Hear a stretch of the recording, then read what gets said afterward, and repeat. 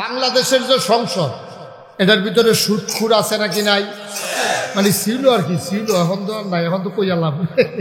সুদখুর ছিল নাকি ছিল না? ঘুষখুর, মদখুর, কেসিনু চালায়, গান গায়, নর্তকী, গায়কী সব নিয়ে এটার ভিতরে থুবাইছে। রিডিং করতে পারেন, একজনে রিডিং করছিল, এটা আমি হইন না, 3 দিন আমার খানা বন্ধ আছে। বাংলাটারে কাইচিত কইরা বাংলায় বুধে আম্মা ডাক্তার লাগছে, মহিলা তো বাংলা শব্দ দিয়ে বুধে আম্মা ডাকছে, আম্মা আমারে মাফ করে দেন, আমি আর আপনার কাছে সহাইতাম না। এমন এক রিডিং করছে, নাউজুবিল্লাহ বলতেন না? আহারে জুড়ে কর নাউজুবিল্লাহ। সবাই মিল্লা বুদ্ধি করছেন চেয়ারম্যানকে মেরে ফেলবেন, তো উনি তো আপনাদের টাকার আগে না মেরে দেওয়ার কথা, যে বেড়া তোরা টেহা তো মেহনত করে কষ্ট করে রাখি, আর তোরা আমারে মারণের বুদ্ধি করতে আস, টেহা নিও, টেহা পাইবা। এই গেলাম টেহা লইয়া সম্পট সিঙ্গাপুর।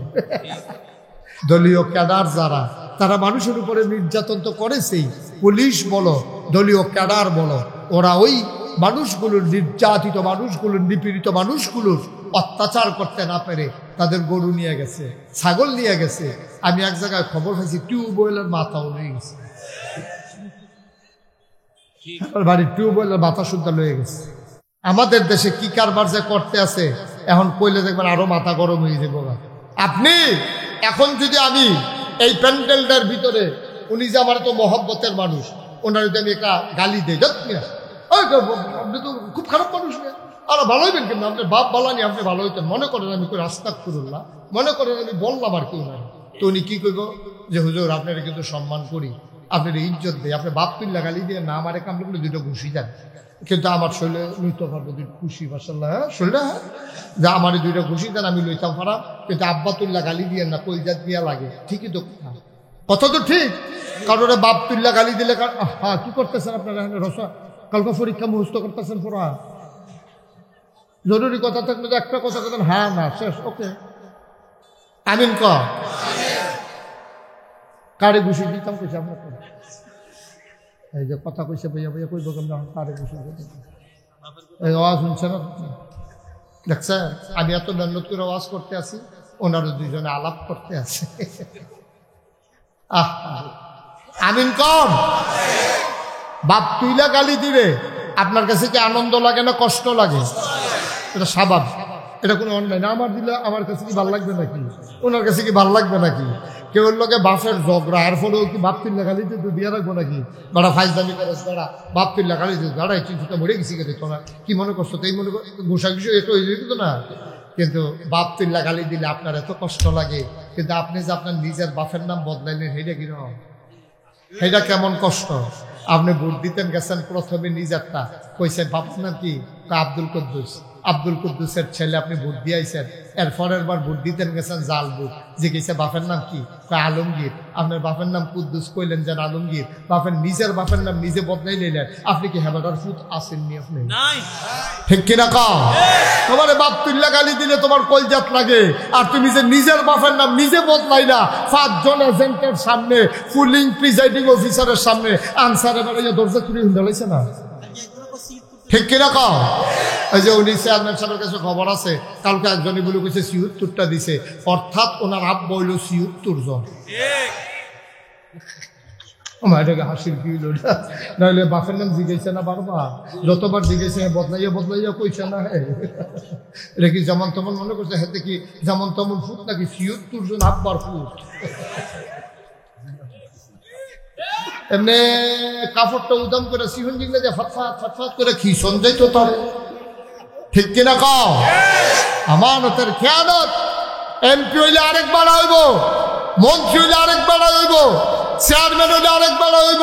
তুমি তোমার বাহার নাম বদলাইয়া ভোট দেওয়ার জন্য তোমার কে দিছে অধিকার? ঠিক কিনা বলো? তুমি আমানতের খেয়ানত করেছ, তুমি নিজের নাম বাপের নাম বদলাইছো, তুমি কত বড় নিমক খারাপ। তোমার জন্মের ব্যাপারে তুমি প্রশ্ন সৃষ্টি করছো, কেউ সৃষ্টি করেনি, তোমারটা তুমি সৃষ্টি করছো। অহন যদি কেউ জিজ্ঞাসা, ও তুমি যে 2 বার 2 বাপের নাম কইলা, আসলে কার? এটা জিজ্ঞাসা কি তা কইবেন আপনি? আসলে তুমি কার ফুট? এটা জিজ্ঞাসা করলে কি অন্যায় হবে? তুমি নিজের মুখে দুই বাপের নাম কইছো, নিজেই তো কইছো, তুমি কেউ কয় নাই তো তোমার। আমরা এলাকার ভাটোরার মহিলারা বোধহয় কইতে আছে 10 রাজ্য বেড়াইছে বেরিয়ে বালা এ বেরি জামাইর নাম বদলাইয়া ভোট দিয়েছে না।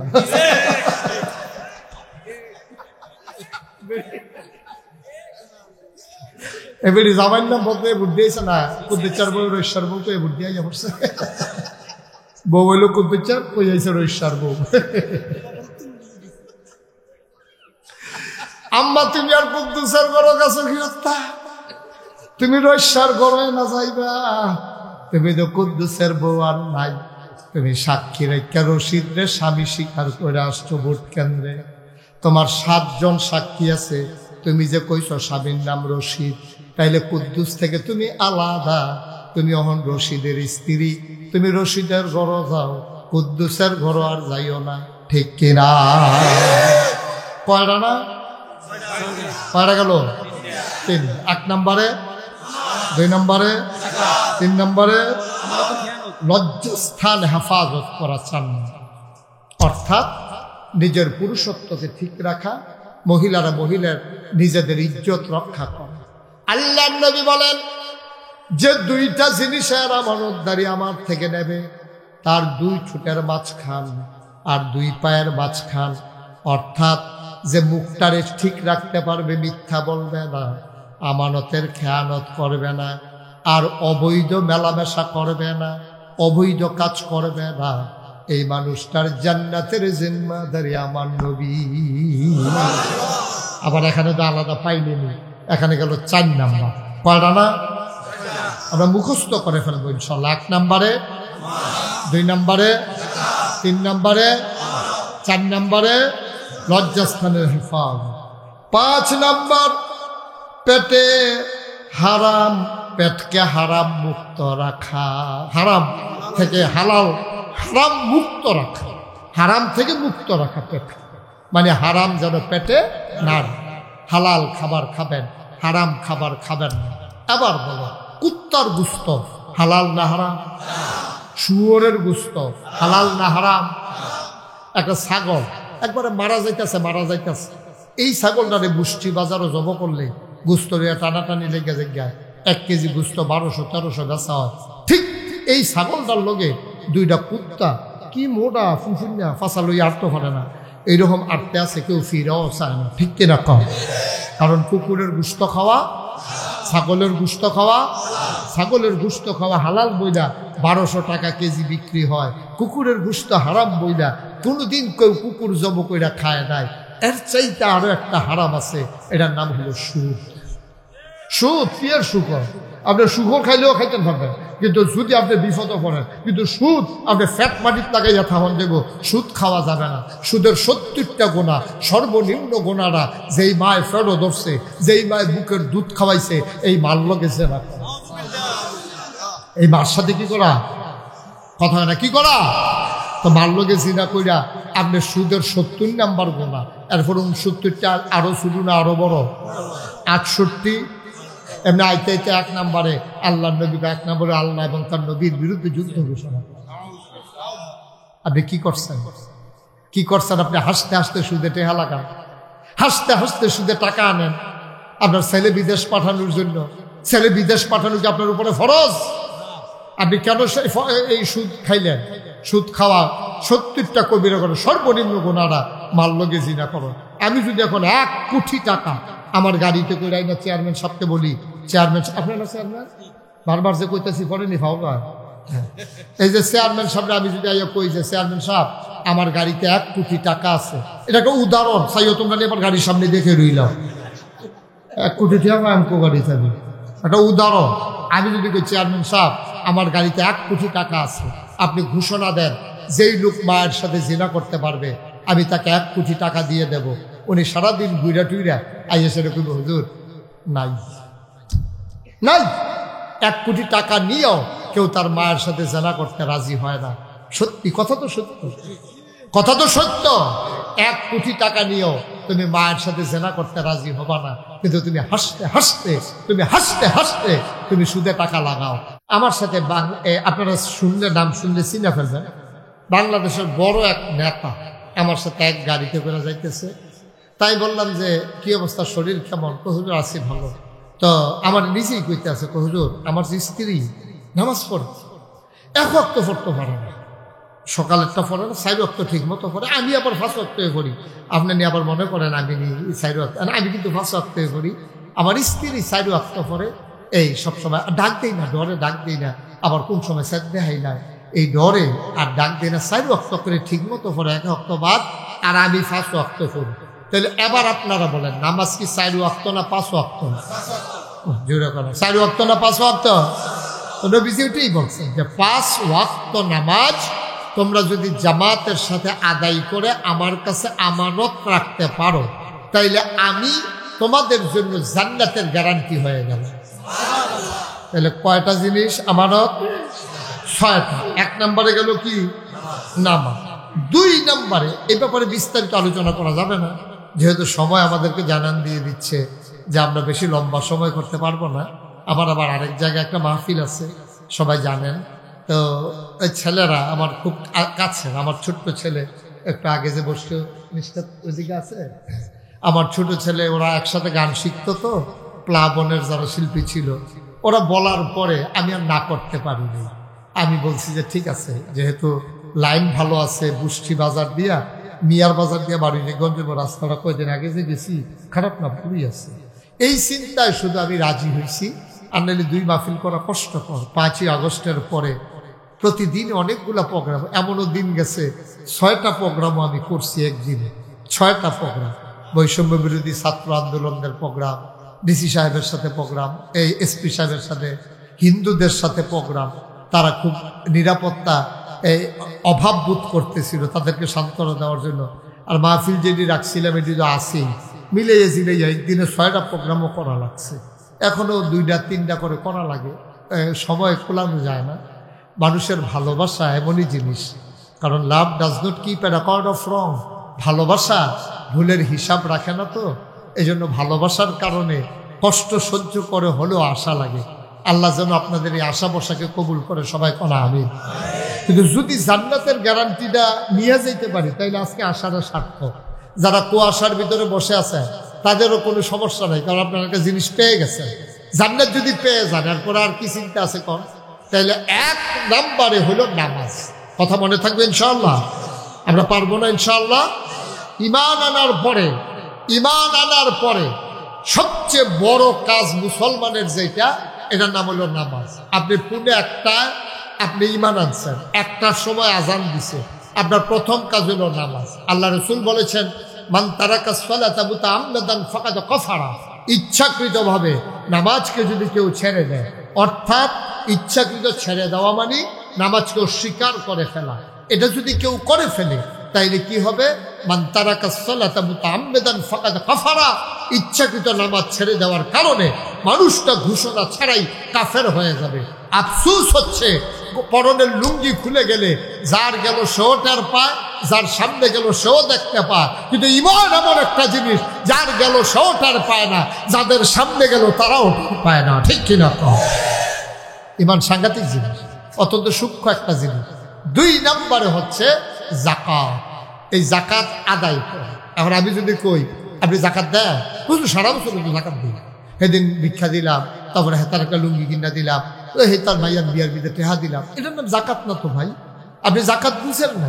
যাকাত মানে হচ্ছে আপনি সম্পদ হিসাব করে সুন্দর করে শতকরা 2.5 টাকা হারে বছরে একবার, 100 টাকায় 2.5 টাকা বছরে একবার আল্লাহর রাস্তায় ফরজ মনে করে খুশি মনে আদায় করা, এটারে কয় যাকাত। আপনি মসজিদে যদি টাকা না দেন, আপনি গুনাহগার হবেন না। আপনি একজনের দান চাইছে, ভিক্ষা চাইছে, আপনি দিলেন না, আপনি গুনাহগার হবেন না। কিন্তু আপনি যদি যাকাত ছেড়ে দেন, তাইলে আপনি সাথে সাথে আপনি কবিরা গুনাহ আপনার হয়ে যাবে। ঠিক কিনা? যাকাত আমাদের তারা দিতে গিয়া নানান কায়দা কৌশল করে, অনেক কৌশল করে।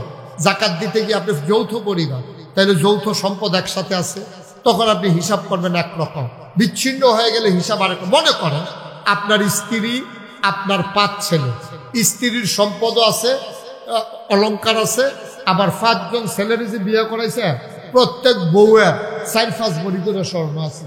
সব দিকে তো একখানে হিসাব করো না, কারণ আলগা আলগা করতেন পারতেন না। কারণ তো আপনি এক চুলায় খান, একসাথে থাকেন, একসাথে কুরবানি দেন, এক সংসার করেন। তা আমরার খাসিয়তা তো খারাপ। আমরার তারা করে কি বুঝছেন, যখন খাওয়ার সময় হয় তখন হিসাব একরকম হয়, যখন দেওয়ার সময় হয় তখন হিসাব আরেক রকম। এটা আমার অভিজ্ঞতা হয়েছে গত বন্যায় যখন আমি 15 দিন আমার পরিবার থেকে আমি বিচ্ছিন্ন ছিলাম। আমি সাহায্য সহযোগিতা মানুষকে করেছি, বিভিন্ন বাড়িতে বাড়িতে গিয়া পানি ভাঙ্গা ভাঙ্গা বুক সমান কোমর সমান পানি ভাঙ্গা সাহায্য দিতাম গেছি। তা আমি একদিন জিজ্ঞেসি, আগামীকালকে মসজিদে সবাই আসবেন, সবাইকে সাহায্য দেওয়া হবে। তো একবার জিজ্ঞেসি, আপনার কয় ঘর? হুজুর আমি 7 ঘর। কয় ঘর? আমি 7 ঘর কেমনে? কয় আমার 7 ছেলে 5 ঘর, আমি আমার ওয়াইফ। হ্যাঁ সব। আমি আপনার ওয়াইফ কি আপনি তো জুদা? কয় যে 3 বছর ধরে না 3 বছর ধরে মিলে আপনার বউয়ের লোকে আলগা খায়। এখন তারা জামাই বউয়ের 2 ঘর আর ফাস্ট ফুডে 5 ঘর, মিলেই হয়েছে কয় ঘর? সর্বোচ্চ কি পাবে? 1 মুঠ চিরা, একটু গুড়, খাবার, স্যালাইন, মোমবাতি, এটার লেগে আবার নিজের ঘরটারে ভাঙ্গিয়া খান খান করে লাইছে, আবার 7 ঘর বানাই দিচ্ছে। এই দিন শুক্রবারে আমি আবার জমার খুতবা দেই গো। তা আমি যে গেলাম, আমরা যারা এখানে আছি সব পরিবার আমরা মসজিদে 500 টাকা করে দেব। তা হেবারে জিজ্ঞেস, আপনার কয় পরিবার? 1 পরিবার। চেয়ারম্যান সব কারবারটা বুঝছেন আপনি? আমরা চেয়ার বিলি করে গেছেন, এই মাইনখাসি ফাত করছেন না। অন্যের সময় কয় ঘর?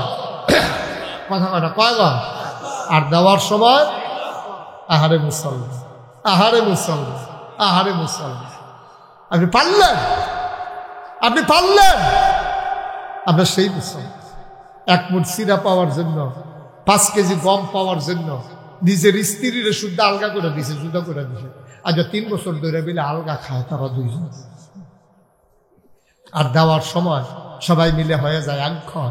আপনি যখন জাকাত দেবেন তখন যদি যৌথ পরিবার হন, আপনার ছেলের বউয়ের অলংকার, আপনার ছেলের সম্পদ, আপনার সম্পদ, স্ত্রীর অলংকার সবগুলো একসাথে হিসাব করে তারপরে জাকাত দিয়ে দেবেন। আলাদা আলাদা করলে জাকাত না দিলেও চলবে, এমন অনেক পরিবার আছে। ঠিক কিনা কর?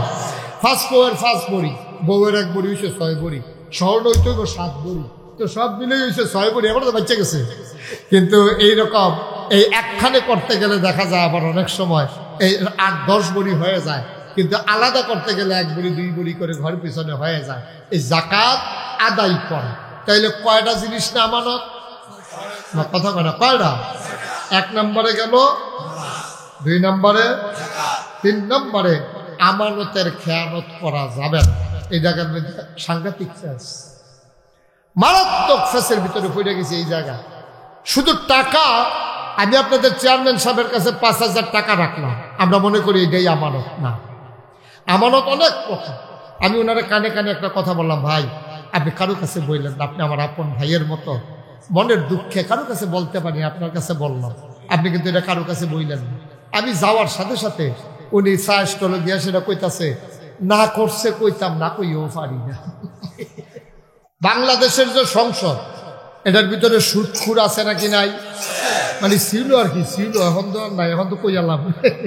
সুদখুর ছিল নাকি ছিল না?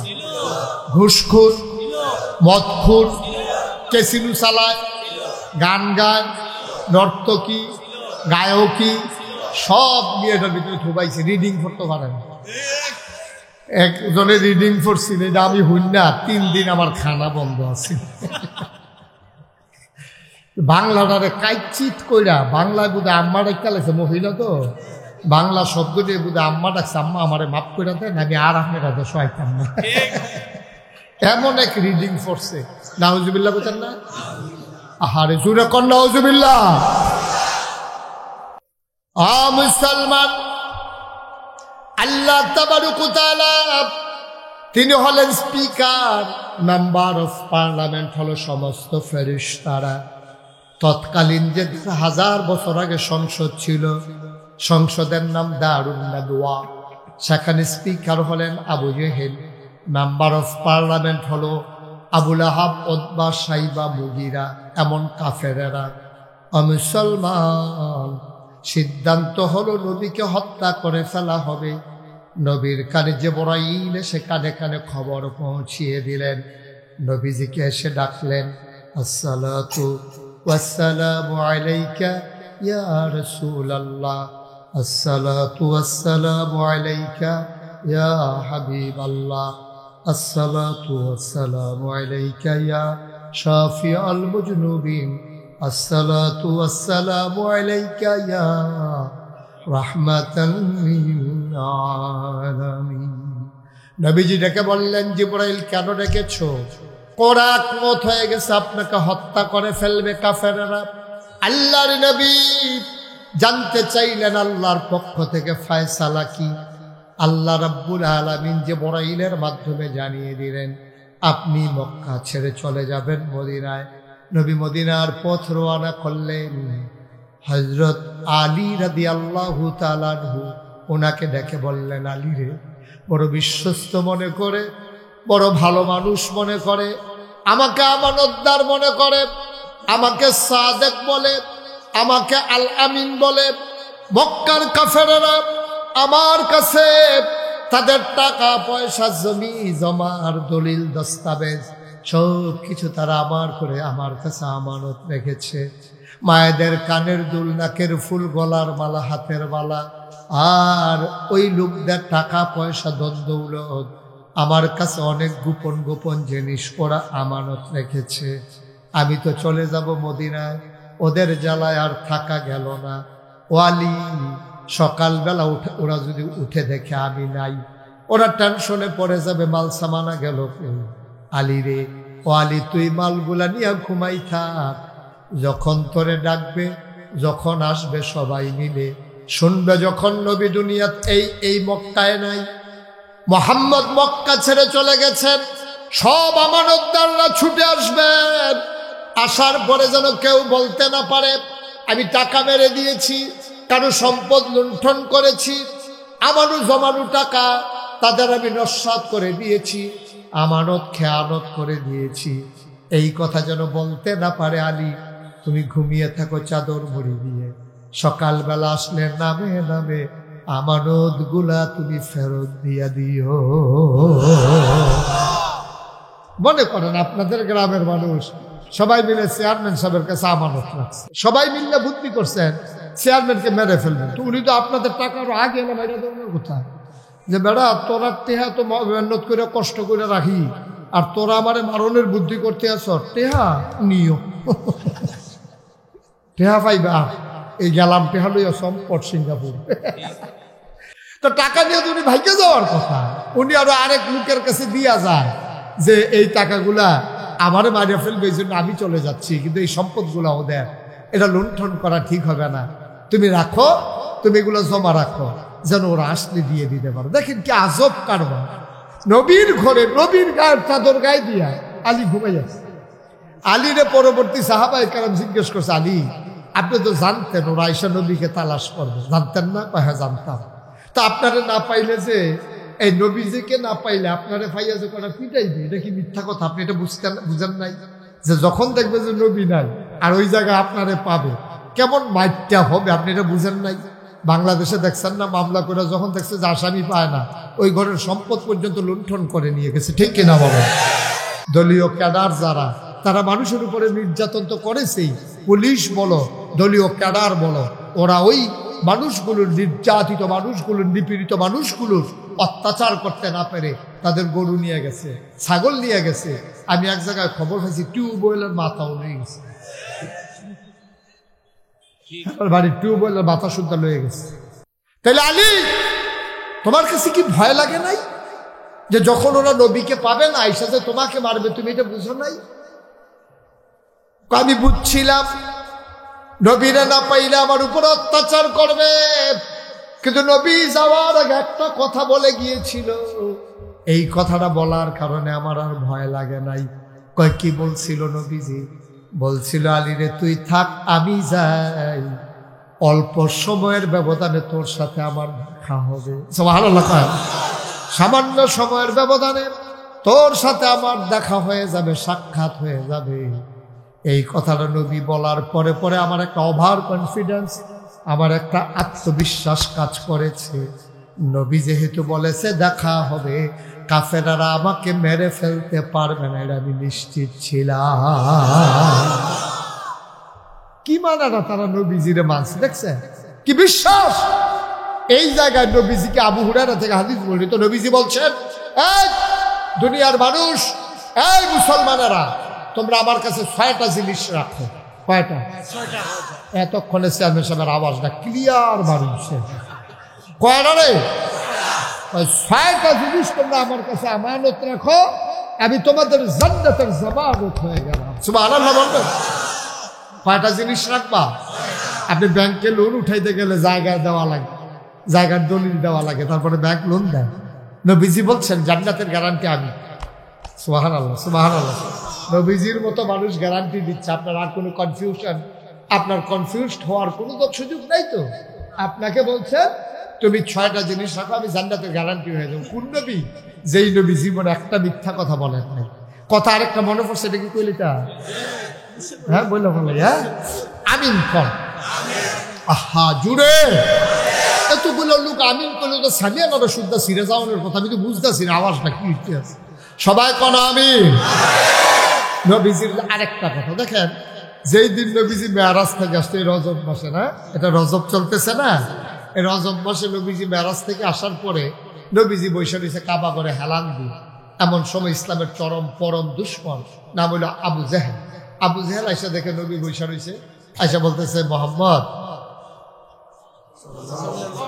না সাইলাম, আর কি নাজিরা বাজার হুজুরে কি কয় না সাইলাম, মোহাম্মদ। নবীর নাম শুনলে কি পড়তে হয়? 2-1 না 12 2-1 না প্রতিদিন, 2-1 সপ্তাহ না প্রতি সপ্তাহ, 2-1 মাস না 12 মাস আমরা পড়ব সাল্লাল্লাহু আলাইহি ওয়াসাল্লাম। অভাটনার মুসলমান মন দিয়ে শুনো, আল্লাহ নবী মুহাম্মদুর রাসূলুল্লাহ সাল্লাল্লাহু আলাইহি ওয়াসাল্লাম উনি বসে আছেন কাবার ঘরে হেলান দিয়া। ইসলামের চরম পরম দুশ্মন আবু জেহেল এসে কয়, তুমি তো এক একদিন এক এক নতুন কথা বলো, আজকে তোমার কাছে কোনো নতুন কথা আছে নাকি? সুবহানাল্লাহ বলবেন। তুমি একবার উঠাবো, তুমি নাকি নবী। বেড়া কি কইতাম, আমার মতো চাচা থাকতে বুঝ জ্ঞান ভালো, এলাকার সর্দার, ছেলে মেয়েও আছে, টাকা পয়সাও আছে, আল্লাহ আমারে দেখে না, তোমারে বানাইছে নবী, তোমার বাপ নাই মা নাই, দাদা ছিল এটাও মারা গেছে, তারপরে টাকা নাই পয়সা নাই, বিয়া কইরা সেটা গেছো আরেক বেরি রেহান গিয়া ঘর জামাই রইছ, স্ত্রীর ঘরে গিয়া নিজের ঘর বানাই ফেলছ, আর সেই জায়গায় থাইকা ওনার থেকে যা পাইছিলে এইগুলো খরচ করে ফেলছ। সেই খাদিজার ঘরে থাইকা তুমি নিজেরে সব কিছু বিলীন করে দিলা, বিক্রি বিলাই দিলা মানুষের মাঝে। আর আমার টাকাওয়ালা, আমি পয়সাওয়ালা, তোমার মুরব্বী, তোমার চাচা, আমার আল্লাহ নবী বানায় না, তোমার নবী বানায়। কি কইতামা তো নবী যুগ আপনারা বানায় না, কে রে আপনার জন্য তো দুঃখ, আপনি আল্লাহর মতো কথা কর না, তো এত হয় যে বানায় ওনার সাথে ডাইরেক্ট আলাপ করলে আমার হুজুর কই আলাপ কি, আমার তো হাত নাই, আমি নিজে ইচ্ছে করে নবী হই নাই, নবী আল্লাহ আমাকে বানাইছে। সুবহানাল্লাহ বলবেন না? নবীকে ইচ্ছা করলে হওয়া যায় বা কথা কেনা হওয়া যায়, আমি তো জোর করে নবী হই নাই। আচ্ছা ঠিক আছে, তুমি যা বলছো বলছো, নতুন আজকে কোনো কথা আছে? কই জি আজকে একটা নতুন খবর। এমন সময় আপনি জিজ্ঞেস করছেন গত রাত্রেই ঘটনা ঘটছে। কই কি ঘটনা ঘটছে? কই গত রাত্রে আমি ঘুমিয়েছিলাম আমার ফুফুর ঘরে। ফুফুর ঘরে যখন ঘুমিয়ে আছি, আমার জিব্রাইল এসে ডাক দিছে মোহাম্মদ। মাশাআল্লাহ, সচেতন শ্রোতা, থ্যাংক ইউ। আপনি মোবাইলটা নামান, এটা বলা হয়েছে আর আগে আরেকবার। আমিন কর। বলছে যে মোহাম্মদ, তুমি তো নতুন নতুন, জিব্রাইল এসে কয় মোহাম্মদ ইয়া একটা উঠো উঠো উঠো।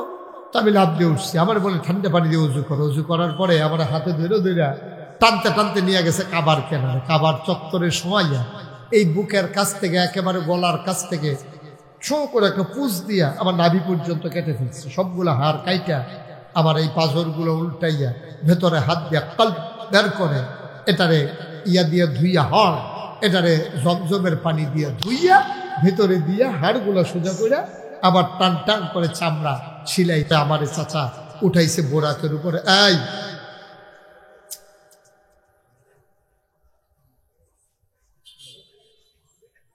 বসেন, ওকে, উনি একটু খালি জায়গা ছাড়া বইতে পারে না, ঠিক আছে। আমিন পর শ্বাস বন্ধ হইয়া সিফার বিক্রি তো আমার সেলাই করে উঠাইছে বোরাকের ভিতরে। চাষা বুড়াক তো চিন্তার না, এটা গাধার মতো, এটা তো আমার কিছু শক্ত করে ধরেন। আমি শক্ত করে ধরছি, সং করে টান দিয়া আমার নিয়ে গেছে মসজিদে আকসা। সুবহানাল্লাহ বলবেন।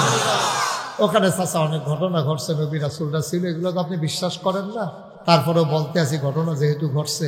ওইখানে নিয়ে আমি 2 রাকাত নামাজ পড়ে আমার উপরের দিকে উঠানো শুরু করছে।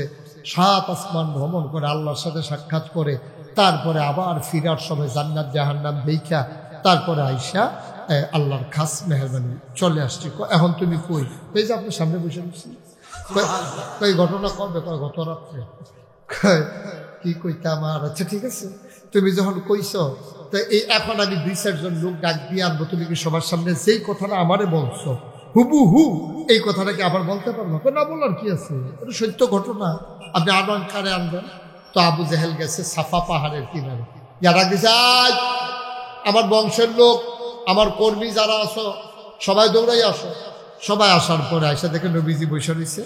আবু জেহেল বলতেছে, মোহাম্মদ ওই যেই কথাটা আমার একটু আগে বলছি না, ওই কথাটা আবার একটু বলো তো, আবার একটু সময় রে বলো। সুবহানাল্লাহ বলবেন না? এখন নবীজি বলতে যাও চাচা, কথা তো হেঁটে এটা বারবার কোয়ার কি আছে, কথা তো হইলো ওই আমি হুবুরে করে শুয়ে রয়েছি, আমার ডাক দিয়ে তুললা ঠান্ডা পানিতে উঁচু করে কাবা করে কাছে সিনা সাত করে তারপরে এই বুড়াকে করে ওই মসজিদে আকসাত নিয়ে হ্যান থেকে 7 আসমান আর গইল না, মসজিদে আকসা পর্যন্ত থাকো, এর উপরে গেলে আমরা তারা সহ্য করতে পারতো না, তুমি হ্যাঁ মেয়ে থাও। মসজিদে আকসাত গিয়েছে, তারপরে তুমি আবার এখানে আইছো। এই শুনছো তো সব, তোমরা শুনছো? কই জি ভাই সাহেব শুনছি। কয় তো ও যে কইলো মসজিদে আকসাত গত রাইতে গেছে, এখন আমরা সামনে বসে রয়েছে, তোমরার ভিতরে মসজিদে আকসাত গেছো কে? দাঁড়াও। একজনে দাঁড়ায়, গতকালকে আমি আসছি, গতকালকে আমি আসছি মসজিদে আকসা থেকে। কয় তোমার যাইতে কয়দিন লাগছে? কয় 30 দিন। কয় আসতে লাগছে কয়দিন? কয় 30 দিন। তো যাইতে লাগে 30 দিন, আইতে লাগে 30 দিন। আর মোহাম্মদে কয় রাত্রে গেছে, ফজরের আগে বিলে আইয়া বড় হত্যা রয়েছে, আর ওখানে আমরা সামনে বইয়া বইয়া কথা কইতে আছে। কিরকম বুঝলা? আমি যে কই পাগল, তোমরা তো কথা শুনো না। পাগল কি গাছ ধরে? এটা কি যেমন তেমন পাগল মনে করছো? তো যারা কাফের দুশ্মন ছিল তারা কয় যে আমরা আপনি পাগল কোন, আমরা কি উনারে ভালো কই? আমরাও তো পাগল কই, আমরা কি উনার পক্ষের লোক নাকি? আপনি আমরারে বুঝাইতেছেন কি লেগে? আমরা তো এমনি বুঝা রয়েছি, আমরা তো এবার আর ইসলামও মানি না, আল্লাহও মানি না, এবার আরো নবী মানি না। এবার আর নিয়ে বেশি পাগল হইছে আবু বকর সিদ্দিক। সুবহানাল্লাহ। এই মুহূর্তে ওনারে যদি ঘটনাটা শোনানো যায়, তাইলে আবু বকর সিদ্দিক রে এই ওনার ধর্মের থেকে শোনাইতে 1 সেকেন্ডও লাগবে না, কারণ পাগলও বিশ্বাস করবে না যে 60 দিনের রাস্তা কয়েক ঘন্টার ভিতরে আসা যাওয়া শেষ হয়ে গেছে। এরপরে 7 আসমান তো কইছিল, এটি আমরা শুনিয়ে না, এটি দরকারে নাই। যার আবু বকর সিদ্দিক, একজনকে আবু বকর সিদ্দিককে ডাক দিয়ে নিয়ে আসো। দৌড়াই একজনে গিয়া কইছে, সিদ্দিক কইসা আবু বকর পয়সা আপনারা জাহেল ভাইসা বেড়া হয়। তো কইছে পরে দৌড়াই আসছে, আইসা দেখে নবীজি বসে আছে চুপ মেরে, আর সব কাফেরারা সামনে। আবু বকর সিদ্দিক ঢুকেই নবীজির সালাম দিছে, আসসালাতু আসসালামু আলাইকা ইয়া রাসূলুল্লাহ।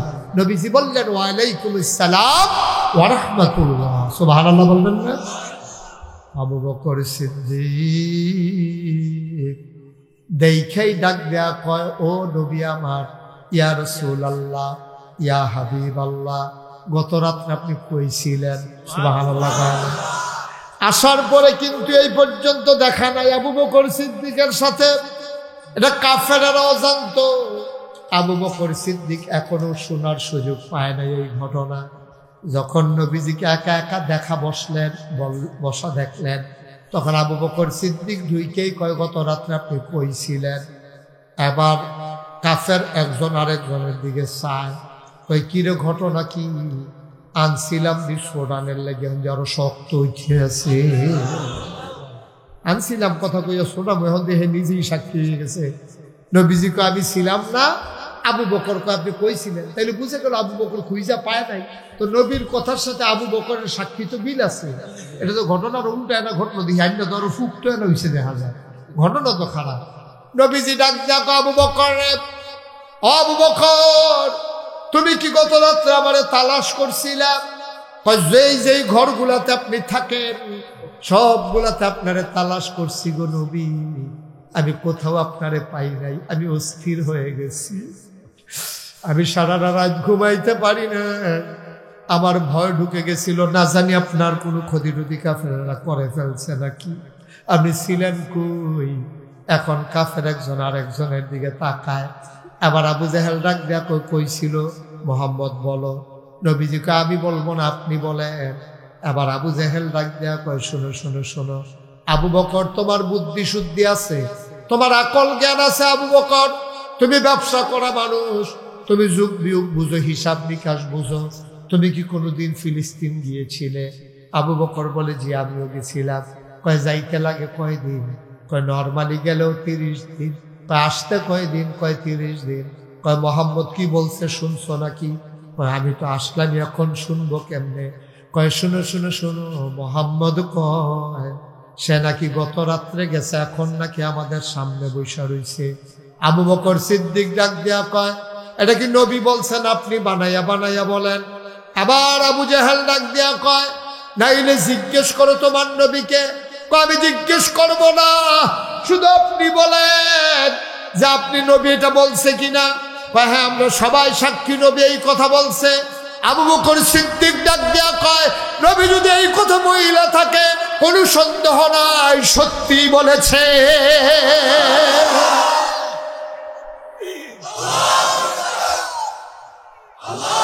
এতে কোনো সন্দেহ নাই, অবশ্যই তিনি গিয়েছেন। আবার কাফেরেরা কয়, আবু বকর তোমারও কি মাথাটা গেল? কয় কেন? কয় 60 দিনের রাস্তা একজন মানুষ এত তাড়াতাড়ি আসা যাওয়া করে কেমনে? আল্লাহর নবী দিকে আবু বকর তাকাইয়া মুচকি হাসি দিয়া কয়, ও মক্কার কাফেরেরা শোনো, যেই নবীজি বলছে এক আল্লাহ, কোনদিন আল্লাহ দেখি নাই, এই আল্লাহ আছে শুই না, সাথে সাথে আল্লাহ মেনে নিলাম। কোনদিন পরকাল কারে কয় বুঝি নাই, স্বীকার করে নিলাম। ফেরেশতা দেখি নাই, ফেরেশতা মেনে নিলাম। পূর্বে আরো নবী ছিল, তাও মেনে নিলাম। যেই নবীর কথা শুনে আল্লাহকে না দেখে আল্লাহ মেনে নিলাম, নবীর কথা শুনলাম, জাহান্নাম জান্নাত মেনে নিলাম, ফেরেশতা বিশ্বাস করে নিলাম। এই নবী বলছে শুধু ফিলিস্তিন গেছে, এই নবীর কথা শুই না বিশ্বাস করব না, এটা কেমনে মনে করো? এই সব নবীর সব কথা বিশ্বাস করতে পারছি, নবী ফিলিস্তিন না গিয়া ফিলিস্তিন গেছে এই কথা বলার নবীর কোনো ঠেকা নাই, ঠিক কিনা? আল্লাহ নবী আস্তে করে উঠে আসলেন। তিনি উঠে এসে আবু বকর সিদ্দিককে শক্ত করে জড়াইয়া ধরে কপালে চুমু দিয়ে কয়, আবু বকর তুমি এখন থেকে শুধু আবু বকর না, তুমি এখন থেকে আবু বকর সিদ্দিক। সুবহানাল্লাহ বলবেন না? চিন্তা করে দেখছেন নবীর কথা। এখন আল্লাহর নবী বলছেন কয়টা জিনিস আমানত? হ্যাঁ, সচেতন শ্রোতা কয় 6টা জিনিস তোমরা রাখো আমার কাছে, আমি তোমাদের জান্নাত রেখে দেব।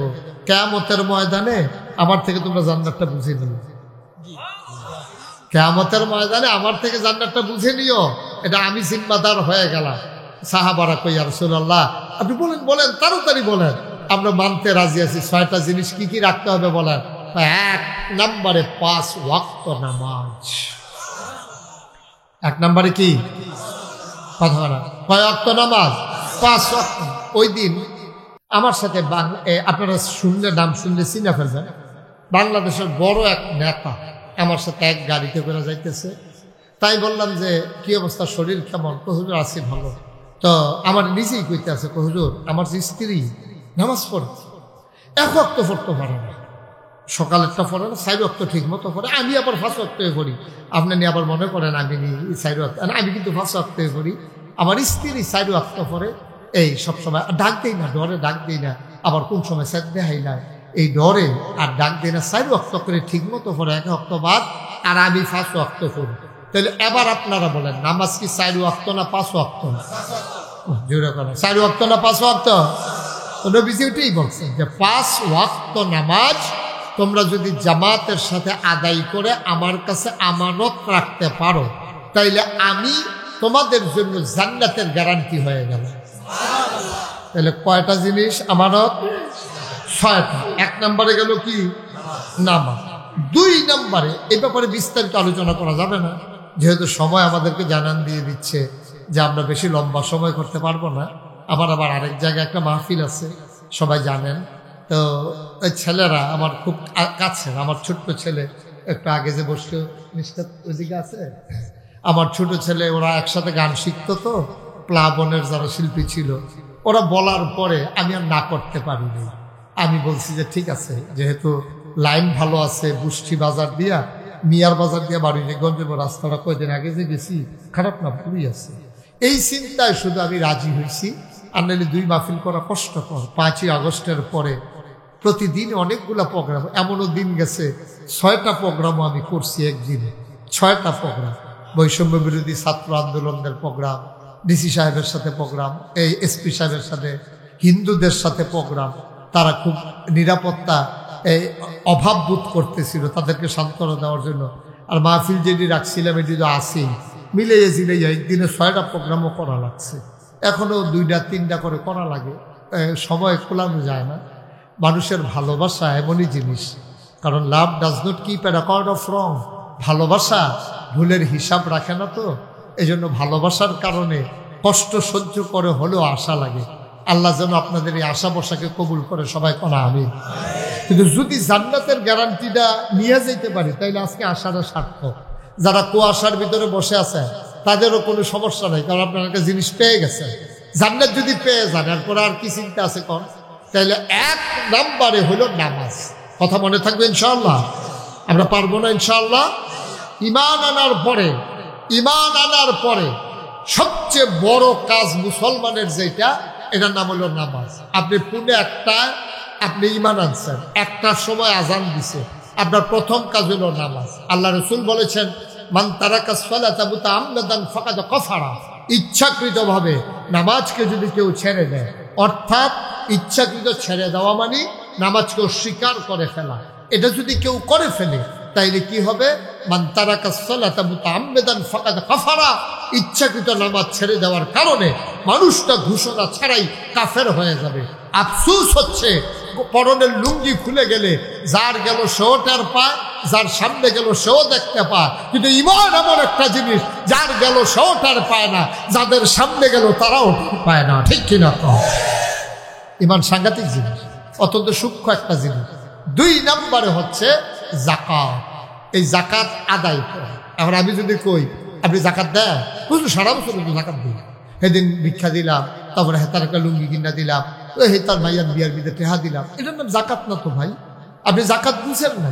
যাকাত মানে হচ্ছে আপনি সম্পদ হিসাব করে সুন্দর করে শতকরা 2.5 টাকা হারে বছরে একবার, 100 টাকায় 2.5 টাকা বছরে একবার আল্লাহর রাস্তায় ফরজ মনে করে খুশি মনে আদায় করা, এটারে কয় যাকাত।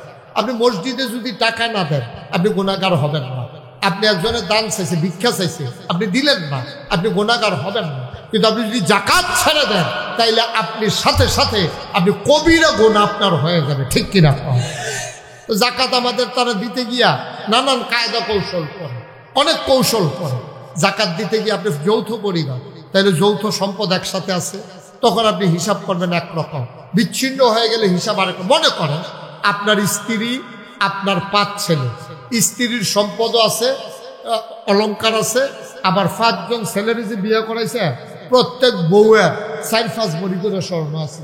সব দিকে তো একখানে হিসাব করো না, কারণ আলগা আলগা করতেন পারতেন না। কারণ তো আপনি এক চুলায় খান, একসাথে থাকেন, একসাথে কুরবানি দেন, এক সংসার করেন। তা আমরার খাসিয়তা তো খারাপ।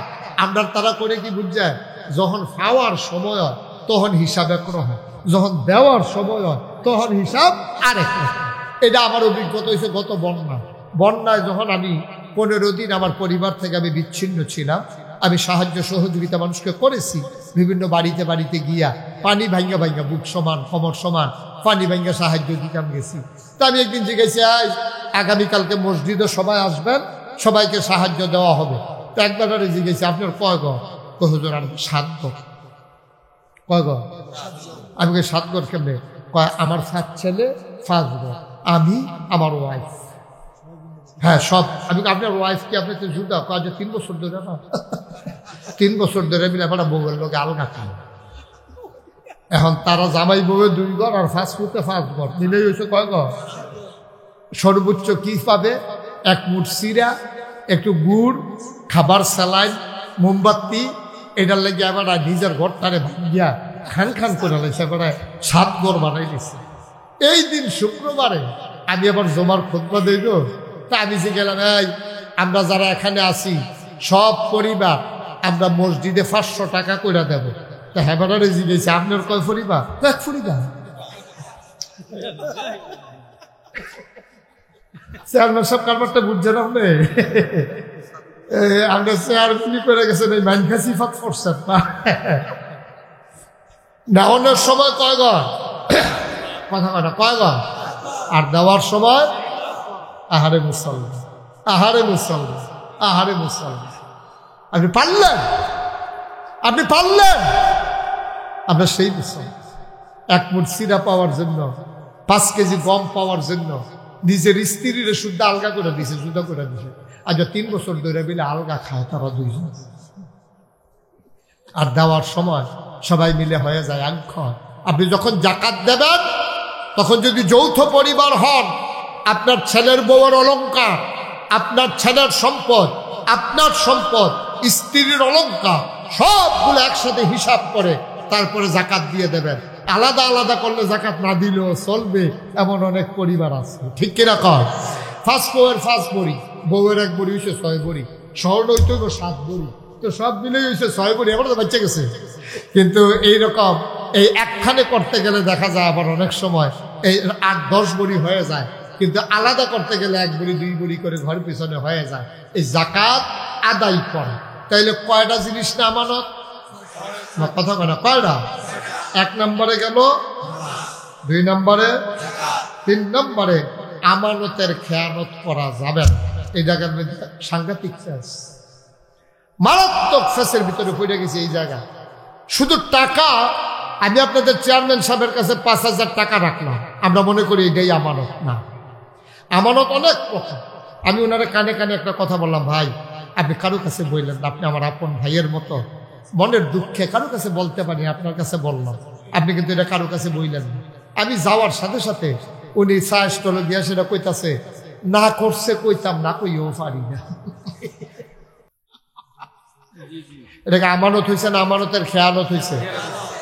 মুসলমান, আপনার জীবনটাও আরেকজনের মুসলমানের কাছে আমানত। আপনার সম্পদ আমানত, আপনার টাকা আমানত, আপনার গোপন কথা আমানত, আপনার ভোট এটা যারে দিছেন তার কাছে আমানত। ঠিক কিনা? আপনি যিনি দেবেন আল্লাহর পক্ষ থেকে আপনার কাছে আমানত, আর আপনি যাকে দেবেন আপনার পক্ষ থেকে তার কাছে আমানত। আমি বোধহয় বুঝাইতে পারি নাই। আল্লাহর পক্ষ থেকে ভোটটা আপনার কাছে আমানত। আপনি টাকা খাইয়া কাউকে ভোট দিলে আপনি আমানতের খেয়ানত করলেন। আপনি মনে করেন 5 জন লোক এই উপজেলায় চেয়ারম্যানিতে দাঁড়াইছে, আপনি জানেন সে অযোগ্য, আপনি জানেন সে চুর, আপনি জানেন সে ডাকাত, তারপরেও তারে ভোট দিছেন। কইছে যে আপনি তারে যাই না শুনে কেমনে ভোট দিলেন? আমরা গ্রামের মানুষ, একটা টান আছে, গ্রামের টানে ভোট দেওয়া যাবে না, রক্তের টানে ভোট দেওয়া যাবে না, এলাকার টানে ভোট দেওয়া যাবে না, দলের টানেও ভোট দেওয়া যাবে না। ভোট দিতে হবে আমানতদারির সাথে সৎ এবং যোগ্য মানুষটাকে। ঠিক কিনা?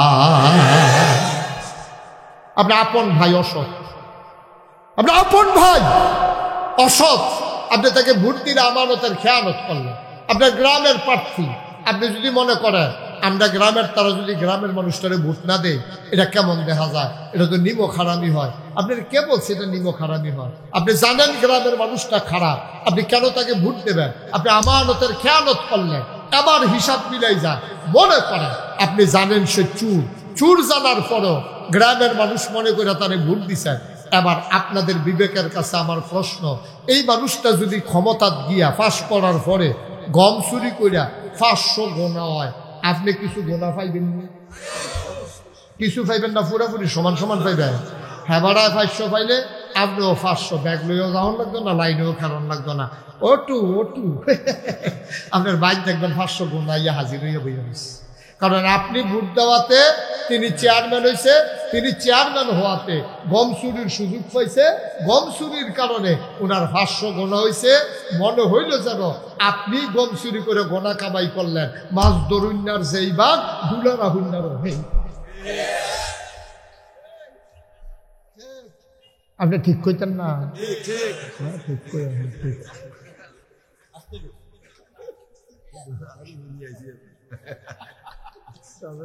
ঠিক কিনা কও? আপনার একটু চিন্তা করতেন না? একটু চিন্তা করবেন না? আপনি কবরে যাবেন না? আপনি থাকবেন এই দুনিয়ায়? আল্লাহ কত বড় আমানত রাখছে। আমাদের দেশে কি কারবার যে করতে আছে, এখন কইলে দেখবেন আরো মাথা গরম হয়ে যাবো। আপনি এখন যদি আমি এই প্যান্ডেলটার ভিতরে, উনি যে আমার তো মহব্বতের মানুষ, ওনার যদি আমি একটা গালি দেই, আপনি তো খুব খারাপ মানুষ না, আর ভালো হইবেন কেন? আপনার বাপ বালানি, আপনি ভালো হইতেন। মনে করেন আমি করে আস্তাগফিরুল্লাহ, মনে করেন আমি বললাম আর কি ওনার, তো উনি কি করব যে হুজুর আপনারা কিন্তু সম্মান করি, আপনার ইজ্জত দেয়, আপনি বাপ তুল্লা গালি দিয়ে না আমার কামড়ে বলে দুটো ঘুষি দেন, কিন্তু আমার শরীরে লইতে পারবো দুটো খুশি মাশাআল্লাহ, হ্যাঁ শরীরে, হ্যাঁ যা আমার দুইটা ঘুষি দেন আমি লইতাম পারা, কিন্তু আব্বা তুল্লা গালি দিয়ে না, কলজাত দিয়া লাগে। ঠিকই তো কত তো ঠিক। কারণ বাপ তুল্লা গালি দিলে, হ্যাঁ কি করতেছেন আপনারা? রসা কালকে পরীক্ষা মুহূর্ত করতেছেন পড়া, জরুরি কথা থাকলে তো একটা কথা কথা, হ্যাঁ না শেষ, ওকে আমিন ক কারে ঘুষি দিতাম কইছে আপনাকে, এই যে কথা কইছে ভাইয়া ভাইয়া কইব কেমন কারে ঘুষি দিতাম, এই আওয়াজ শুনছে না? দেখছেন আমি এত মেহনত করে আওয়াজ করতে আছি, ওনারও দুইজনে আলাপ করতে আছে। আমিন কম। বাপ তুইলা গালি দিলে আপনার কাছে কি আনন্দ লাগে না কষ্ট লাগে? এটা স্বাভাবিক, এটা কোনো অন্যায় না। আমার দিলে আমার কাছে কি ভালো লাগবে নাকি? ওনার কাছে কি ভালো লাগবে নাকি? কেউ লোকে বাপের ঝগড়া, এর ফলেও কি বাপ তুল্লা গালি দিতে দিয়ে রাখবো নাকি? বেড়া ফাইজদামি করে বেড়া বাপ তুল্লা গালি দিতে, বেড়া কিন্তু মরে গেছি কে তোরা কি মনে করছো? তো এই মনে করো ঘুষা ঘুষি এটা হয়ে যেত না। কিন্তু বাপ তুল্লা গালি দিলে আপনার এত কষ্ট লাগে, কিন্তু আপনি যে আপনার নিজের বাপের নাম বদলাইলেন, সেইটা কিরকম? সেইটা কেমন কষ্ট? আপনি ভোট দিতেন গেছেন, প্রথমে নিজেরটা কইছেন বাপের নাম কি? আব্দুল কুদ্দুস। আব্দুল কুদ্দুসের ছেলে আপনি ভোট দিয়েছেন। এর পরের বার ভোট দিতেন গেছেন জাল ভোট, যে গেছে বাপের নাম কি? আলমগীর। আপনার বাপের নাম কুদ্দুস, কইলেন যেন আলমগীর। বাপের নিজের বাপের নাম নিজে বদলাই নিলেন। আপনি কি হেবাটার ফুট আসেননি? আপনি ঠিক কিনা কও? তোমার বাপ তুল্লা গালি দিলে তোমার কলজাত লাগে, আর তুমি যে নিজের বাপের নাম নিজে বদলাই না, 5 জন এজেন্টের সামনে, পুলিং প্রিজাইডিং অফিসারের সামনে আনসারে বেড়াইয়া দরজা তুলে হুন্ডালাইছে না? ঠিক কিনা কও? এই যে উনি চেয়ারম্যান সাহেবের কাছে খবর আছে, কালকে একজনই বলে কইছে ৭৬টা দিছে, অর্থাৎ ওনার আব্বা হইল ৭৬ জন। এটাকে হাসির কি হইল? নাহলে বাপের নাম জিজ্ঞাসা না বারবার, যতবার জিজ্ঞাসা বদলাইয়া বদলাইয়া কইছে না। এটা কি যেমন তেমন মনে করছে? হাতে কি যেমন তেমন ফুট নাকি? ৭৬ জন আব্বার ফুট। এমনি কাপড়টা উদাম করে সিহন জিগলে যে ফটফাট ফটফাট করে খিসন যাইত তার। ঠিক কিনা কও? আমানতের খেয়ানত। এমপি হইলে আরেকবার হইব, মন্ত্রী হইলে আরেকবার হইব, চেয়ারম্যান হইলে আরেকবার হইব। তুমি তোমার বাহার নাম বদলাইয়া ভোট দেওয়ার জন্য তোমার কে দিছে অধিকার? ঠিক কিনা বলো? তুমি আমানতের খেয়ানত করেছ, তুমি নিজের নাম বাপের নাম বদলাইছো। তুমি কত বড় নিমক খারাপ। তোমার জন্মের ব্যাপারে তুমি প্রশ্ন সৃষ্টি করছো, কেউ সৃষ্টি করেনি, তোমারটা তুমি সৃষ্টি করছো। অহন যদি কেউ জিজ্ঞাসা, ও তুমি যে 2 বার 2 বাপের নাম কইলা, আসলে কার? এটা জিজ্ঞাসা কি তা কইবেন আপনি? আসলে তুমি কার ফুট? এটা জিজ্ঞাসা করলে কি অন্যায় হবে? তুমি নিজের মুখে 2 জনের 2 বার 2 বাপের নাম কইছো, নিজেই তো কইছো, তুমি কেউ কয় নাই তো তোমার। আমরা এলাকার ভাটোরার মহিলারা বোধহয় কইতে আছে, 10 চার্জে বেড়াইছে বেরিয়ে বালা, এ বেরি জামাইয়ের নাম বদলাইয়া ভোট দিয়েছে না।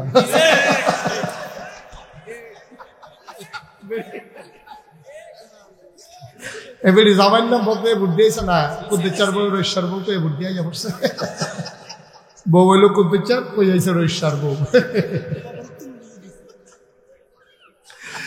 আম্মা তুমি আর কুদ্দুসের ঘর কাছে গিয়েছা, তুমি রস্যার ঘরে না যাইবা, তুমি তো কুদ্দুসের বউ আর নাই, তুমি সাক্ষী রেখা রশিদরে স্বামী স্বীকার করে আসছো ভোট কেন্দ্রে, তোমার 7 জন সাক্ষী আছে, তুমি যে কইছো স্বামীর নাম রশিদ, তাইলে কুদ্দুস থেকে তুমি আলাদা, তুমি এখন রশিদের স্ত্রী, তুমি রশিদের ঘর যাও, কুদ্দুসের ঘর আর যাইও না, ঠিক কিনা?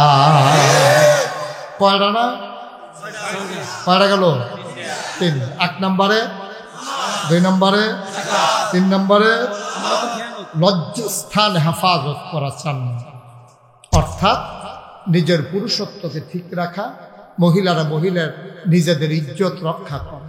আল্লাহর নবী বলেন যে 2টা জিনিসের আমানতদারি আমার থেকে নেবে, তার 2 ঠোঁটের মাঝখান আর 2 পায়ের মাঝখান, অর্থাৎ যে মুখটারে ঠিক রাখতে পারবে, মিথ্যা বলবে না, আমানতের খেয়ানত করবে না, আর অবৈধ মেলামেশা করবে না, অবৈধ কাজ করবে না, এই মানুষটার জান্নাতের জিম্মাদারি আমার নবী।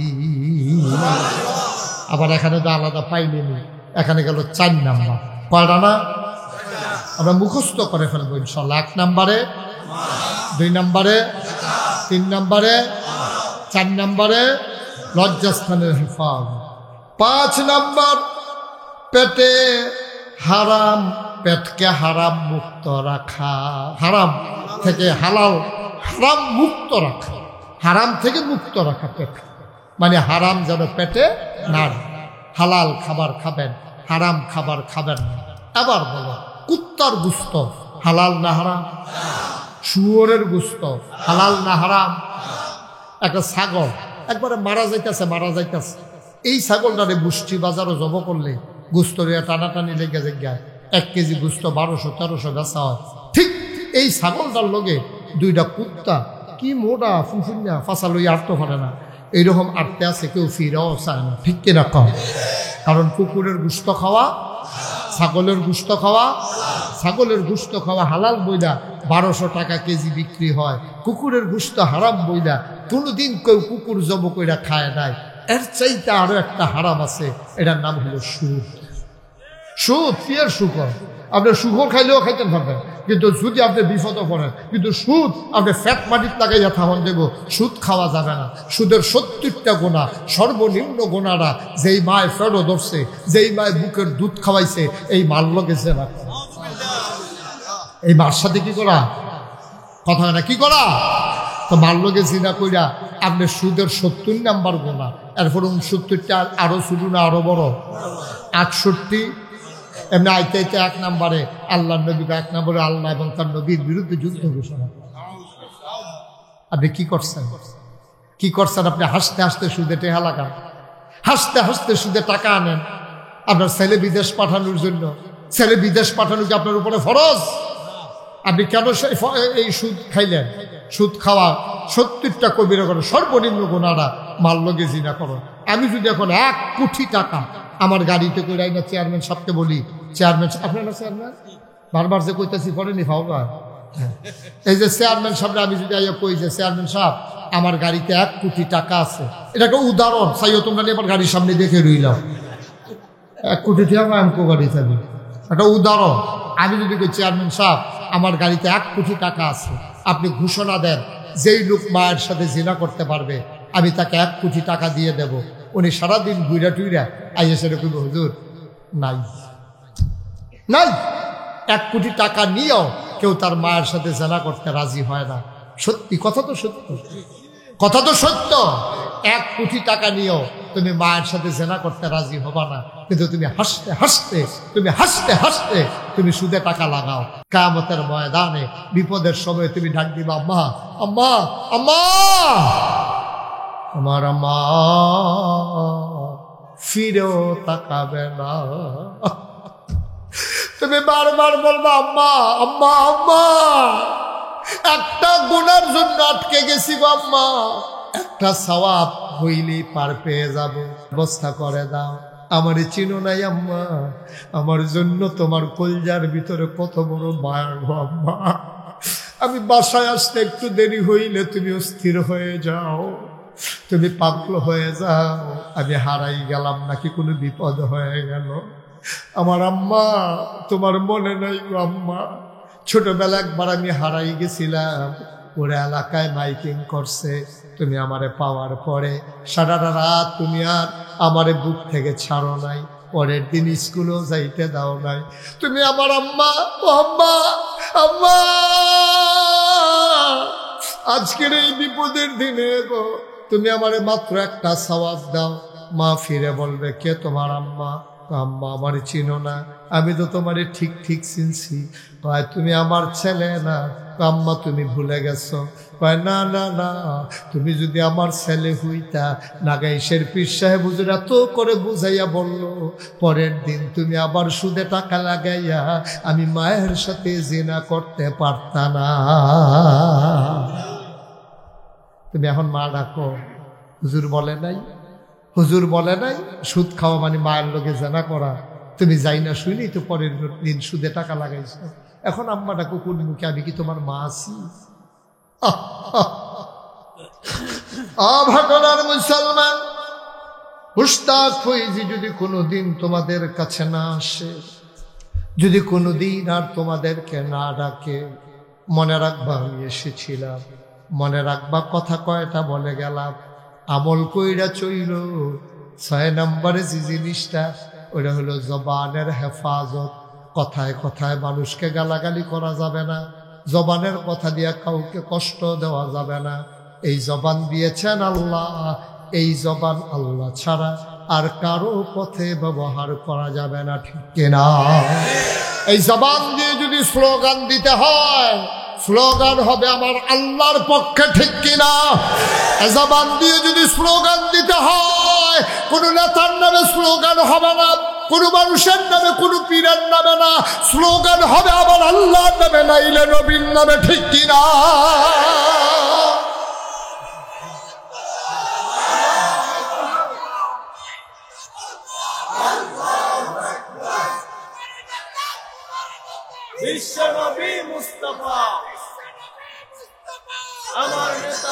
বন্ধুরা আমার, ভাড়া আমার, তাইলে 6টা জিনিস আমরা পেয়ে গেলাম। কঠিন কিছু না ভাই, 6টা জিনিস যদি তুমি আমানত রাখতে পারো নবীজির কাছে, নবীজি কয় আমি জামানত নিয়ে নিলাম তোমার জান্নাতের। ও ভাটনার মানুষ, জাহান্নামে গিয়া থাকতে পারবা না। কারেন্ট চলে গেছে, মোম খুঁজতেছো ধরানোর জন্য, হঠাৎ করে এক ফোঁটা গোলাম তোমার আঙ্গুলের উপরে পড়ে গেছে, তুমি ওমা বলে চিৎকার করে ফেলেছ। তুমি ওই মোমটারে সহ্য করতে পারো নাই। দুনিয়ার আগুনটারে জাল দিতে দিতে দিতে দিতে 70 গুণ বেশি উত্তাপ সৃষ্টি করা হয়েছে দুনিয়ার এই আগুনের মাঝে। ওই আগুন তোমার জন্য অপেক্ষা করতেছে। ভাই, ও ভাই, মুশতাক ফৈজি তোমাদের শত্রু না, এর চাইতে কাছের মানুষ তোমরা পাবা না। আমি তোমাদের মানুষ, তোমরা আমার মানুষ। অনুরোধ করে বলে যাই, এই 6টা জিনিস ঠিক রাখো। 1 নাম্বার,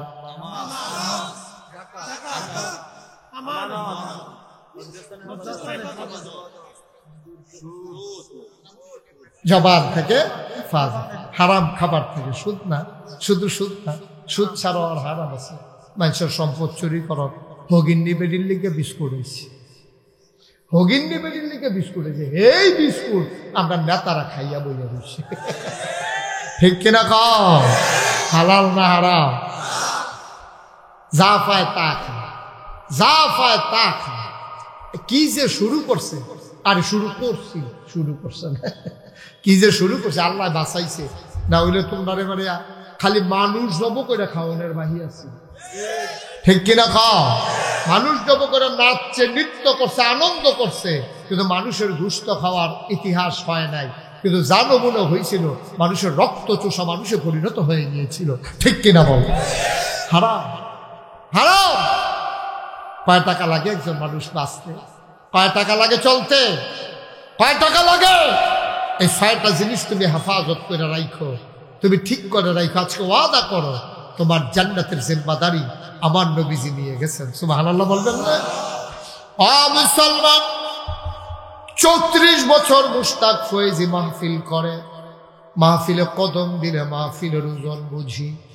এমন দক্ষিণ কুমিল্লার মানুষ, তারা ধর্মভীরু মানুষ। উত্তর কুমিল্লার চাইতে দক্ষিণ কুমিল্লার মানুষ ইসলাম মানে বেশি। এখন এখানে বাড়ির সামনে দিয়া পর্দার ব্যবস্থা আছে, বাউন্ডারি আছে। আর কোনো জায়গায় কুমিল্লার মাঝে গিয়া দেখবা পুরুষ মহিলা নদীর ভিতরে গোসল করতে নামে, একজনে সাবান লাগাইয়া আরেকজন এইটা দিয়া দিতে আছে। কি একটা কারবার চলতে আছে, পুরুষ মহিলা একসাথে অবাধে গোসল করতে আছে। তারা সেখানে পর্দা পুশিদার বালাই নাই। ওই তুলনায় দক্ষিণ কুমিল্লার মানুষ অনেক ভালো বলো মারহাবা। তবে জিনিসগুলা মনে রাখতে হবে। আপনি টাকা খাইয়া আপনি ভোট দিতে পারবেন না, এটা আমারও, এটা আপনার কাছে আমারও। আপনার ভাই, আপনার বংশের লোক, আপনার গ্রামের লোক, আপনার এলাকার লোক। এলাকা মিলছে, এলাকা মিলছে, এলাকার তারা আবার মিলছে, তারা আবার যে লোক চেয়ারম্যানই রাখবো, এই মিলামিলি ইসলামে নাই। ঠিক কিনা কও? এলাকা মিলছে এটা কও কেন? এইটাও কথা বলতে পারো না যে সব নামাজিরা মিলছে, এবার বেনামাজি কোনো চেয়ারম্যান নাই। ঠিক কিনা কও? এটা তো বুঝে দিয়া যায় না, এটা বুঝে দিয়া যায় না যে আবার সব নামাজি মিলছে রে, সব দাড়িওয়ালা মিলছে, সব টুপিওয়ালা মিলছে, সব পাঞ্জাবিওয়ালা মিলছে, সব ডাক্তার পরহেজগার মানুষ মিলছে। এবার সিটার বাটপাড়ার চেয়ারম্যান হওয়া যাবে না, এবার নামাজি মানুষ চেয়ারম্যান হবে। ঠিক কিনা কও? এই একতা তো আপনার ভিতরে হয় না। আপনার ভিতরে একতা হয় এলাকা, একতা হয় গ্রামে, একতা হয় দলে, এলাকা হয় ফালা না। এটা ইসলাম সমর্থন করে না। একতা করবেন আল্লাহওয়ালা মানুষেরা মিলেমিশে, সব আল্লাহওয়ালার আমরা মিলে গেলাম। দেখি বেনামাজি চেয়ারম্যান কেমনি হয়, এটা আবার দীক্ষা দিতে আছে। ঠিক কিনা কও? সালার তো সেই উদ্যোগ শুরুই করেছে। আমি তো প্রাউড ফিল করছি, আমি গর্ববোধ করছি। আমার ছেলেরা ছোট ছোট ছেলেদের সামনে পুরস্কার ঘোষণা করেছে, নামাজি বানানোর জন্য বিশাল এক উদ্যোগ নিয়েছে। যারা 40 দিন বা জামাত একাধারে নামাজ পড়বে তাদের জন্য সাইকেলের ব্যবস্থা করবে। মারহাবা বলবেন না? বিশাল এক উদ্যোগ, বিশাল এক উদ্যোগ, বিরাট ব্যাপার, বিরাট ব্যাপার। এটাই এই এলাকার উপরে রহমত বরকতের জন্য আমি মনে করি এটা অন্যতম একটা কারণ হতে পারে। ঠিক কিনা কম? এই ধারা অব্যাহত থাকবে, প্রতি বছর এই কাজটা করবেন, এই কাজটা প্রতি বছর করবেন। যত ব্যস্ততা থাকুক এরকম কাজে আমি পার্টিসিপেট করতে নিজেকে আমি প্রাউড ফিল করি, আমি গর্ববোধ করি। ইনশাআল্লাহ আবার যদি ডাক আসে, আবার মুশতাক ফয়েজি আসবে। সেই পর্যন্ত যদি বেঁচে থাকি আল্লাহ যেন কবুল করে, সবাই পড়ে না আমি। আপনারা দেখেছেন মুশতাক ফয়েজি পীর সাহেব, আমি গতানুগতিক কোনো দরবার চালাই না। আমার সম্পর্কে আপনাদের এলাকা আলেম থেকে জেনে নেবেন। এই সাদ্দর, হ্যাঁ তুমি হ্যালো গেছো কিতা সাদা পাঞ্জাবি জাহান তুই উঠতে গেছো, হ্যালো জাহান তুই উঠতে গেছো, হ্যালো তা মনে করছো অন্য হুজুর। কেয়ামত যাইতেছে তে উঠে কি একটা কুবাকুবি যাইতেছে, কেন বইতেছো না? হ্যালো মারহাবা বলো। আমি ওই রকম পীর সাহেব না, আমার পীর হওয়ার কোনো শখ ছিল না। সত্যি আল্লাহ সাক্ষী, আমি পীর হওয়ার কোনো শখ ছিল না। আমার দাদা ছিলেন ফুরফুরা সিলসিলা অন্যতম একজন আল্লাহর বুজুর্গ ব্যক্তি। তিনি মনে করছে আমার আব্বা, ওনার নাম মাওলানা ফয়েজ আহমেদ, তো মনে করছে যে উনি বেঁচে থাকলে উনি পীর হবেন। তো উনি ইন্তেকাল করেছেন 85 সালে। আমার দাদা, আমি 96 যখন কামিল করেছি, দাদা দেখলাম বাড়িতে অনেক লোক ডাকাই না, কয় যে আমার ফয়েজ আহমদ তো নাই, এখন দরবার কে চালাবে, এটার কে অভিভাবক হবে?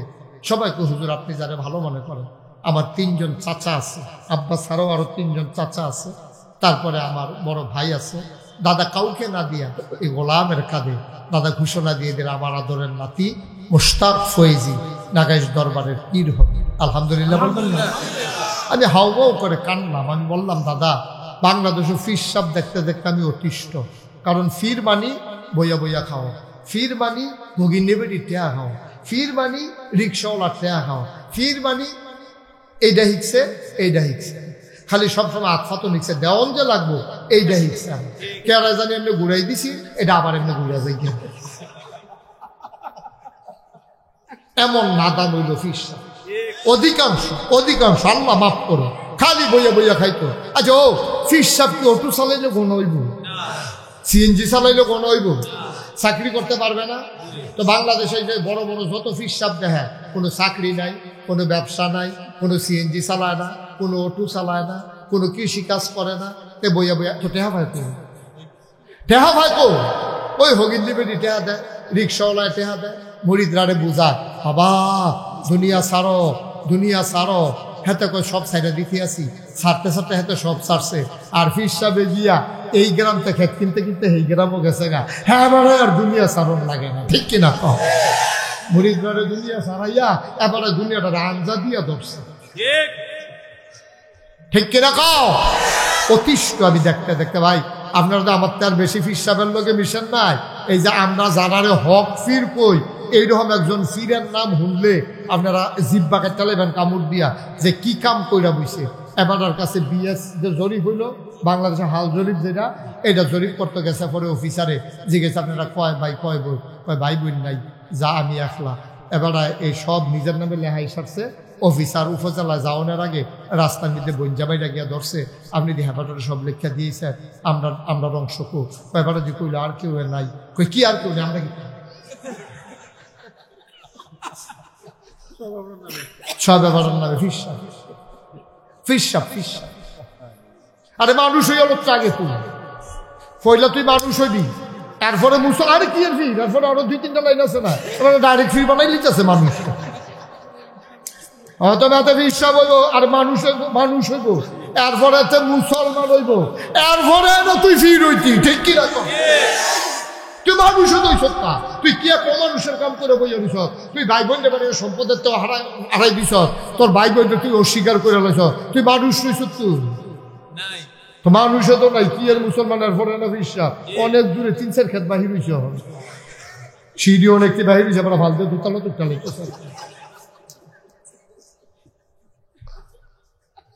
আবার যখন দাদা কইল তুমি ফিরসা বইবা, আমি বললাম দাদা আমি তো ওই ফিরসা বইতাম চাই না। কই কি চাও? আমি এই দরবার হবে দিনের বার কাজ, এখানে কামাইয়ের কোনো রাস্তা থাকবে না, দেওয়ান যাবো, নেওয়ানের কোনো লাইন নেই, আমি তো ওই রকমই চাই। দাদা আমার মাত্র 9 শতক জায়গা দিচ্ছে, আমি দরবারের নামে 25 টাকা কমপ্লেক্স ঘোষণা করে আমি জমিন কিনা শুরু করলাম। 1800 শতক জমিন আমি কিনেছি। মার হাবা বলবেন না? 6 শতক 18 শতক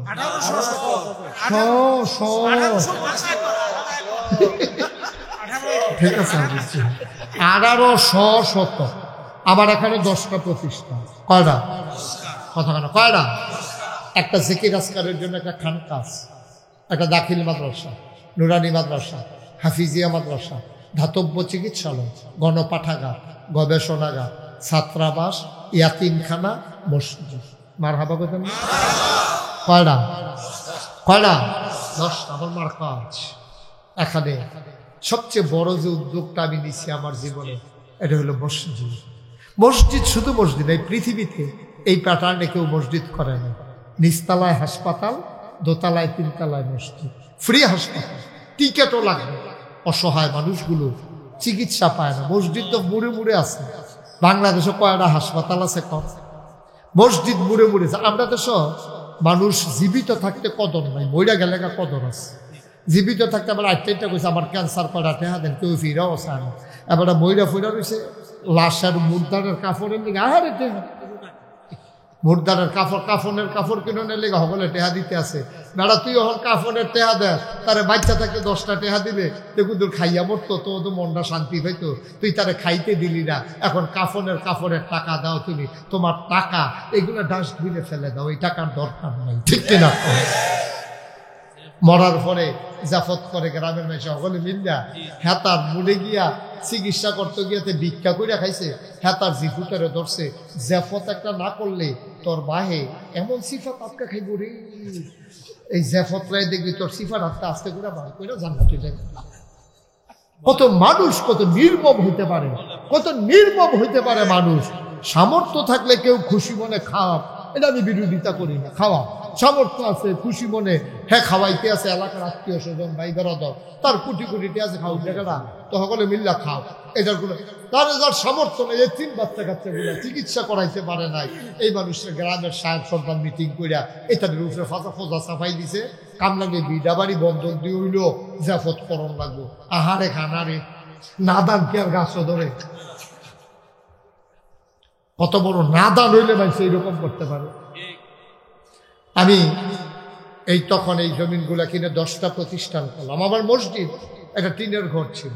আমি চিন্তা করলাম অসহায় খুশে আমি মুশতাক হয়ে যে আবার আসবো না, যা করে যেতে পারলাম তাই না, জাতি উপকৃত হবে সেই নিয়তে আমি মসজিদের কাজে হাত দিলাম। ইঞ্জিনিয়াররা যখন ড্রয়িং করে আসলো দেখলাম বিশাল বড় একটা ড্রয়িং। আমি বললাম এটা কত বড়? কয় হুজুর এই মসজিদে নামাজ পড়তে পারবে একসাথে 6,000। কয় হাজার?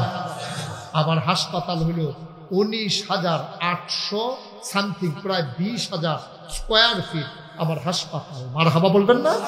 ফ্রি হাসপাতাল। আমি কাজ চলতেছে, একতলার ছাদ হয়ে গেছে, দোতলার কাজ চলতেছে, ইমিডিয়েটলি ছাদ হবে। 35 টন শুধু রড লাগে, 1500 বস্তা সিমেন্ট লাগে ছাদরা দিতে। আবার বিশাল উদ্যোগ, বিশাল কাজ, 30 কোটি টাকার প্রজেক্ট। কত কোটি? কত টাকা? কয় কোটি? 30 কোটি। আমারে যখন বললো আমি খুব ভয় পাইছি, এত বড় মসজিদ আমি করবো কেমন? তখন একটা নিয়ত করলাম, আল্লাহ 33 বছর হয়েছে মাহফিল করি, এই বছর 34।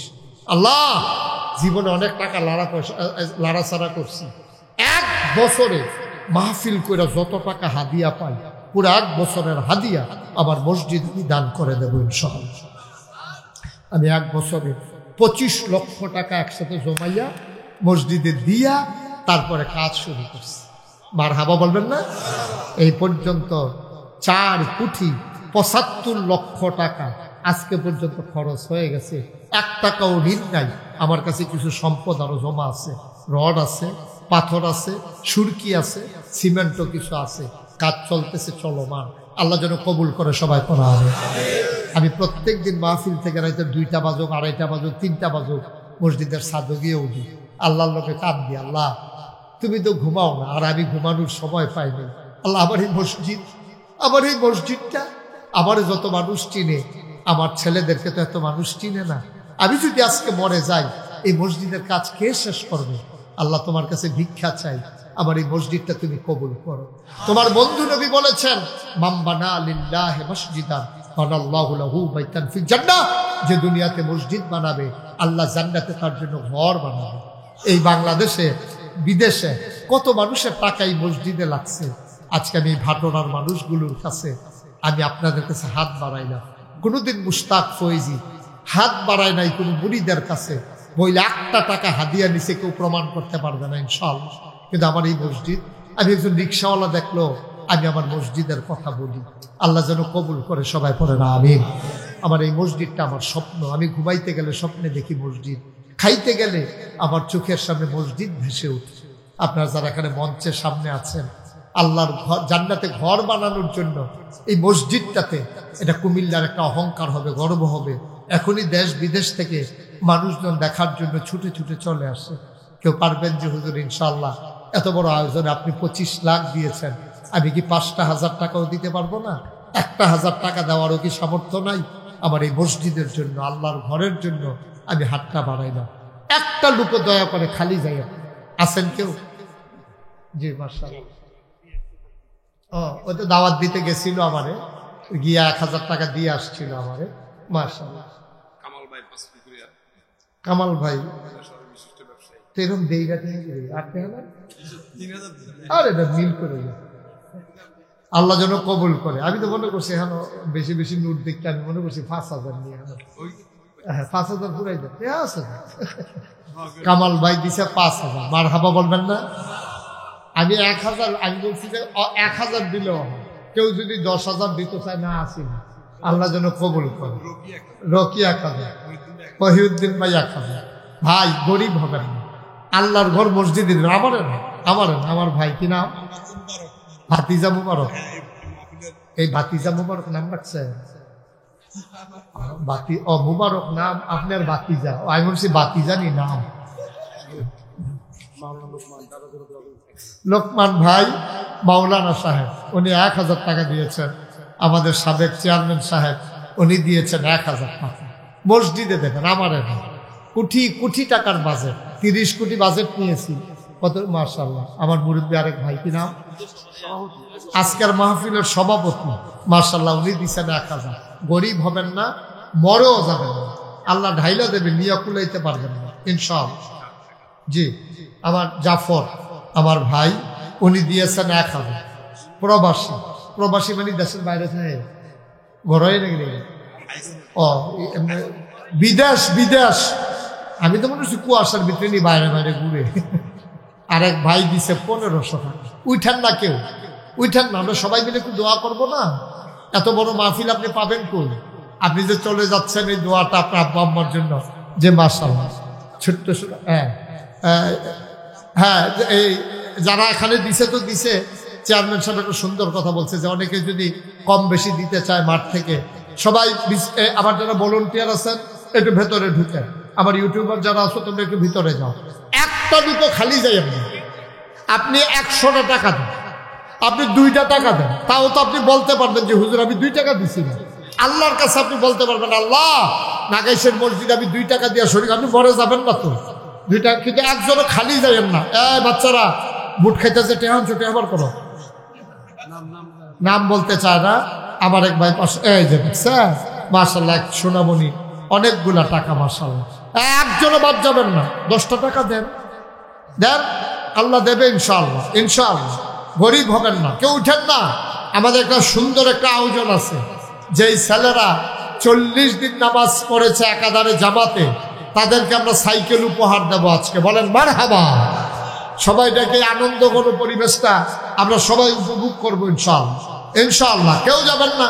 এই যে ভাই, এই যে এই জ্যাকেট কান্টুফিওলা, কই যান আপনি? হ্যাঁ কারবার দেন। কি করবেন ভাই? 2 মিনিট আগে গিয়া করবেন নাকি? একটু বসেন। মাশাআল্লাহ, এখানে জামাত হবে ইনশাআল্লাহ। আপনারা সবাই শরীক থাকেন, একজনও খালি যাইয়েন না, 2টা টাকা হইলেও দিয়েন, আল্লাহ যেন কবুল করে। আমরা প্রাণ ভরে, আমার আরেক ভাই 2000 টাকা দিয়েছে। আল্লাহ তুমি কবুল করো। আমার এই মসজিদ আমার স্বপ্ন, আমার স্বপ্ন, আল্লাহ যেন আমার স্বপ্নকে বাস্তবায়ন করেন।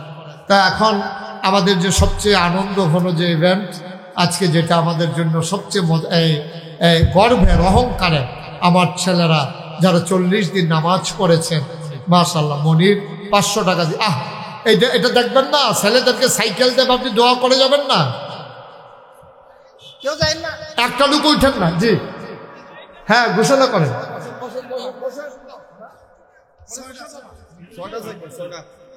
ঘোষণা দেন। সম্মানিত উপস্থিতি, আমরা একটু ওয়েট করি, 5 মিনিট সময় দেন আমাদেরকে। আমরা এত কষ্ট করে আয়োজনটা করেছি আমাদের গ্রামের বাচ্চাদেরকে, তারা যেন নামাজে উদ্বুদ্ধ হয়, সেজন্য শিশু কিশোরদের 40 দিন পর্যবেক্ষণের মাধ্যমে 6 জনকে সাইকেল ঘোষণা করা হয়েছে। আমি এই পর্যায়ে আমন্ত্রণ জানাচ্ছি ওদেরকে স্টেজে যাওয়ার জন্য। মোহাম্মদ ফরহাদ, পিতা মুখলিসুর রহমান, মোহাম্মদ রাকিব, পিতা আমির হোসেন, মোহাম্মদ ওমর, পিতা ইশরাক হোসেন, মোহাম্মদ সামিউল, মোহাম্মদ আব্দুল হোসেন কুদ্দুস, পিতা মোহাম্মদ মাহমুদ, পিতা মোহাম্মদ মামুন, মোহাম্মদ মাহাদি, পিতা মোহাম্মদ জালামিয়া। তোমরা একটু স্টেজে চলে আসো।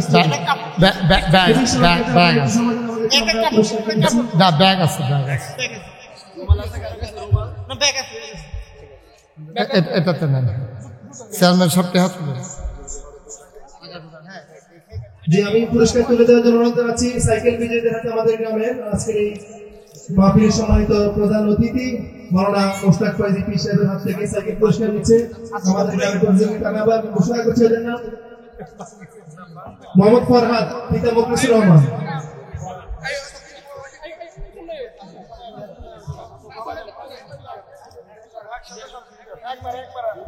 সবাইকে একসাথে দেওয়া হচ্ছে সাইকেল পুরস্কার। সবার জন্য রয়েছে 6 জনের জন্য রয়েছে একটি করে সাইকেল। আমাদের ভাটোরা প্রবাসী এবং যুব সমাজের পক্ষ থেকে আমাদের ভাটোরা গ্রামের রেমিটেন্স যোদ্ধারা অনেক অবদান রাখে আমাদের গ্রামের বিভিন্ন সামাজিক কাজে। তারই একটি উদাহরণস্বরূপ আজকের এই সাইকেল পুরস্কার শিশু কিশোরদের জন্য আপনারা দোয়া করবেন। আমরা দেখতে পাচ্ছি পুরস্কার নিচ্ছে আমাদের আজকের মাওলানা মোশতাক ফয়জী পীর সাহেবের হাত থেকে। সর্বশেষ আমরা আমাদের গ্রামে প্রবাসী আমাদের রেমিটেন্স যোদ্ধারা অনেক অবদান রাখায় ওনাদেরকে আমাদের যুব সমাজের পক্ষ থেকে আমরা একটি ক্রেস্ট দিচ্ছি। সবার পক্ষ থেকে যারা আমাদের প্রবাসী ভাইরা বাড়িতে আছেন, বিশেষ করে আজকের এই তাফসীরুল মাহফিলের তত্ত্বাবধায়ক, বিশেষ সার্বিক তত্ত্বাবধানে মুবারক হোসেন সহকারে সবার হাতে তুলে দিচ্ছে আমাদের গ্রামের যুব সহকারী মাওলানা মোশতাক ফয়জী পীর সাহেব।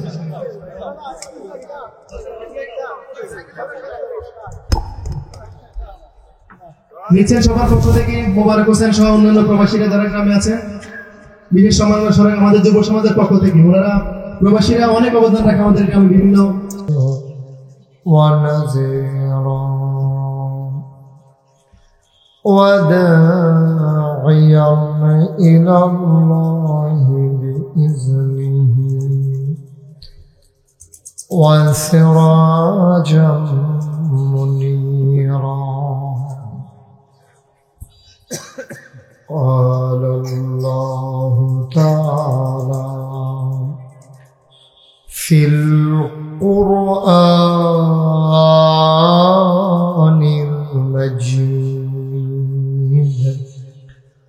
وفي فرقانه الحميد شباب أعوذ بالله من الشيطان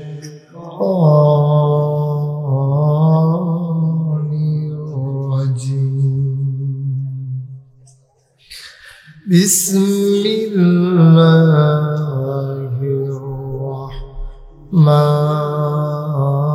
الرحمن الرحيم إن الله وملائكته يصلون على النبي يا أيها الذين آمنوا صلوا عليه وسلموا تسليما اللهم صل على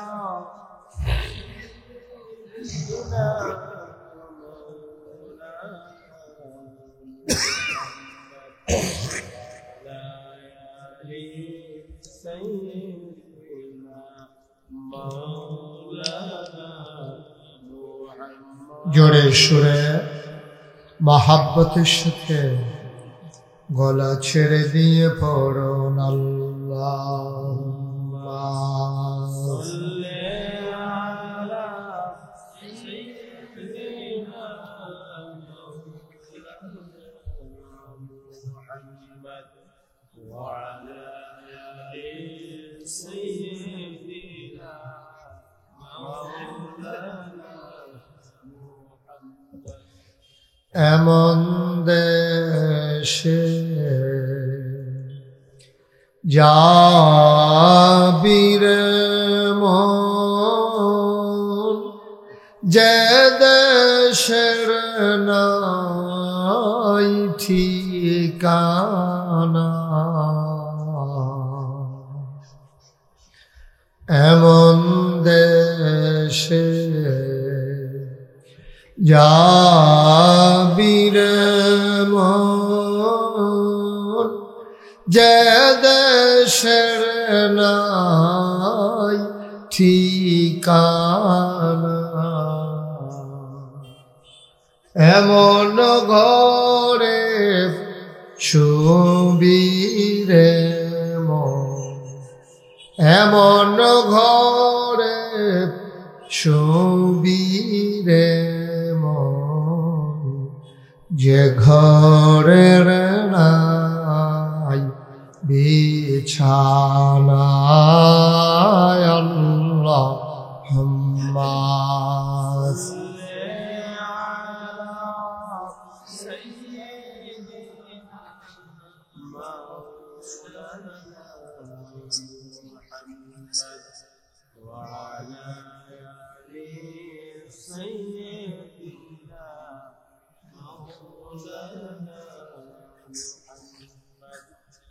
وعلى آل سيدنا مولانا لا إله إلا الله لا إله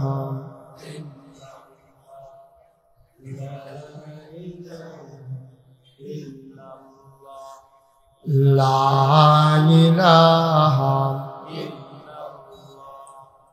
লা ইলাহা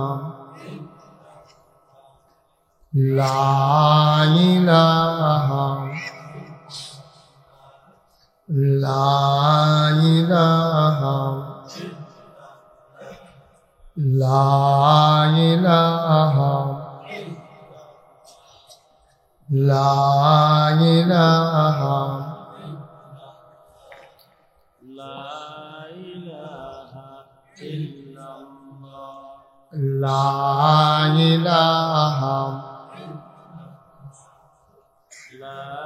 إله إلا الله لا إله إلا الله لا إله إلا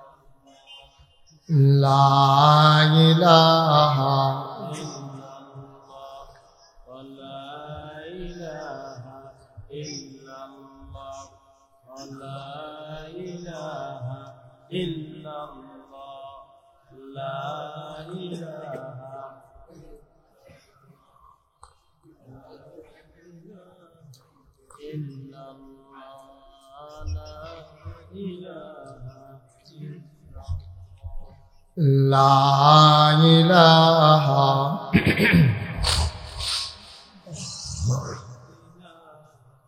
إلا الله لا إله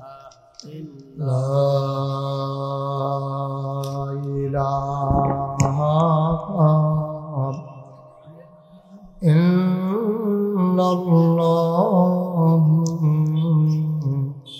محمد رسول الله صلى الله عليه وسلم اللهم صل وسلم وبارك عليه সবাই পড়ি আলহামদুলিল্লাহ জোরে পড়ি আরো জোরে আল্লাহ তাবারক ওয়া তাআলার দরবারে আমরা লাখ কোটি শুকরিয়া জ্ঞাপন করছি যিনি আমাদেরকে ঐতিহ্যবাহী ঐতিহ্যধন্য ভাটোরা পূর্বপাড়া প্রবাসী ও যুব সমাজের উদ্যোগে আয়োজিত পঞ্চম বার্ষিক তাফসীরুল কোরআন মাহফিল উপলক্ষে আজ 14 জানুয়ারি রোজ মঙ্গলবার বরকতময় দিন শেষে অন্ধকারের চাদর যখন পৃথিবী ঢেকে দিয়েছে, পাখিগুলো যখন ফিরে গেছে আপন নীড়ে, গরুগুলো যখন গোয়াল ঘরে, কর্মমুখর কর্মব্যস্ত আনন্দঘন একটি দিন অতিবাহিত করার পরে স্বাভাবিকভাবে ক্লান্ত পরিশ্রান্ত অবসন্ন এই দেহ যখন একটু আরাম চায়, চায়ের স্টলের আড্ডা চায়, সব কিছু হারাম করে দিয়ে সুজলা সুফলা সোনার বাংলাদেশের অজপাড়াগায় নিপরিত পল্লীতে ছায়া ঘেরা মায়া ভরা সুন্দর সুনিবিড় সুশৃঙ্খল পরিবেশে মাথার উপরে সামিয়ানা নিচে বসার জায়গা, লাইটিং মাইটিং এর ব্যবস্থা করে এই এলাকার হাজার হাজার মানুষ থেকে যাচাই করে বাছাই করে করুণা করে দয়া করে মায়া করে সকল প্রকারের ঝামেলা থেকে মুক্ত রেখে অসুস্থতা থেকে সুস্থ রেখে যিনি আমাদেরকে আসার বসার কিছু কথা শোনার সুযোগ করে দিলেন, আমরা মাবুদের শিখানো কালেমা দিয়ে চিৎকার করে সবাই পড়ি আলহামদুলিল্লাহ। যাদের সামনে যতটুকুন ফাঁকা জায়গা আছে আমরা একটু আগায় বসি, 1 ইঞ্চি জায়গাও রাখা দরকার। কর্তৃপক্ষ যতটুকুন আয়োজন করেছিলেন তার চাইতে লোকজন একটু বেশি হয়ে গেছে, তো আপনারা পিঠের সাথে বুক লাগাইয়া বসে একেবারে কাছাকাছি এসে 1 ইঞ্চি জায়গার জন্য কথা বুঝেন নাই আপনি? আরে আপনি আগান না কেন? কি হয়েছে?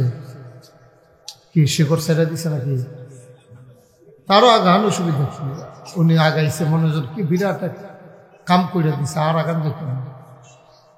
আগে আগাইছেন আবার আগাইবেন, জায়গা থাকলে সমস্যা কি? আপনি ফজর পর্যন্ত আগাইতে থাকবেন, জায়গা থাকলে আগাইতে সমস্যা কি? না থাকলে এক কথা কয় যে আগাইছি। আপনার সামনে তো এখনো জায়গা আছে, একটু জায়গা দিলে আপনি আরেকজন ভাই বসতে পারলে আপনি সওয়াব পাবেন না এটা? জি, সবাই আসে, কারোর সামনে ফাঁকা জায়গা রাখেন। কর্তৃপক্ষ এত ছোট আয়োজন করলো কেন বুঝলাম না। হ্যাঁ, এত ছোট আয়োজন করে কেউ? এটা কি করছেন? এটা ওষুধ বেসনের প্যান্ডেলের মতো বানাই দিয়েছে। কয়জন লোক জায়গা হয়? লোক তো মাত্র আসতেছে, কি করবেন? ওকে ফাইন, কিচ্ছু করার নাই। আপনারা যতটুকু আয়োজন করেছেন এর বাইরে তো আমি আর জায়গায় বাড়াইতে পারবো না। তবে দয়া করে কেউ কথা বললেন না, একটু আগান ভাই, আপনি একটু সামনে আসেন। এই বাচ্চাটার একবার সামনে দিয়ে দেন, ওনার সামনে দিয়ে দেন। আপনি আসেন, আরো আসেন। কি করতেছেন বুঝলাম না কিছু। সবাই একটু আসেন। এই যে ওই জায়গাটা কি সমস্যা? কি ওই জায়গাটা? সবাই এই যে পাশটাতে ক্যামেরার পেছনে অনেকটা জায়গা ফাঁকা আছে। ক্যামেরার পার্শ্বে, পেছন পার্শ্বে এখান থেকে মিনিমাম 50 জন লোক বসতে পারবে। জি, কথা বলবেন। সবাই পড়েন আলহামদুলিল্লাহ। জুড়ে, আরো জুড়ে। বন্ধুগণ, মাগরিবের পরে আপনারা অনেক লোক চলে আসছেন। আমি আপনাদের জন্য দোয়া করি, আল্লাহ যেন এই আসা, বসা এবং দাঁড়িয়ে থাকা সবটাই যেন আল্লাহ কবুল করে।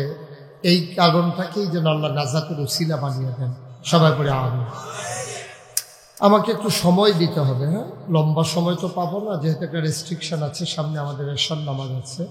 আমরা দয়া করে মোবাইলগুলো বন্ধ করে দিই। যাদের মোবাইল আছে দয়া করে মোবাইলগুলো সবার বন্ধ করে হাত থেকে নামান। এই যে হুজুর ফাগড়ি বাঁধছেন যে, নামান, মোবাইল নামান। হ্যাঁ, কারো মোবাইল ধরে রাখেন না। এই ক্যাপ, একটু মোবাইল ধরেন না। ইউটিউবে অনেক ওয়াজ আছে, আপনি কয়টা শুনবেন? আসছি যখন, এখন আপনি মনোযোগের সাথে আমার দিকে তাকাইয়া কথা শুনুন।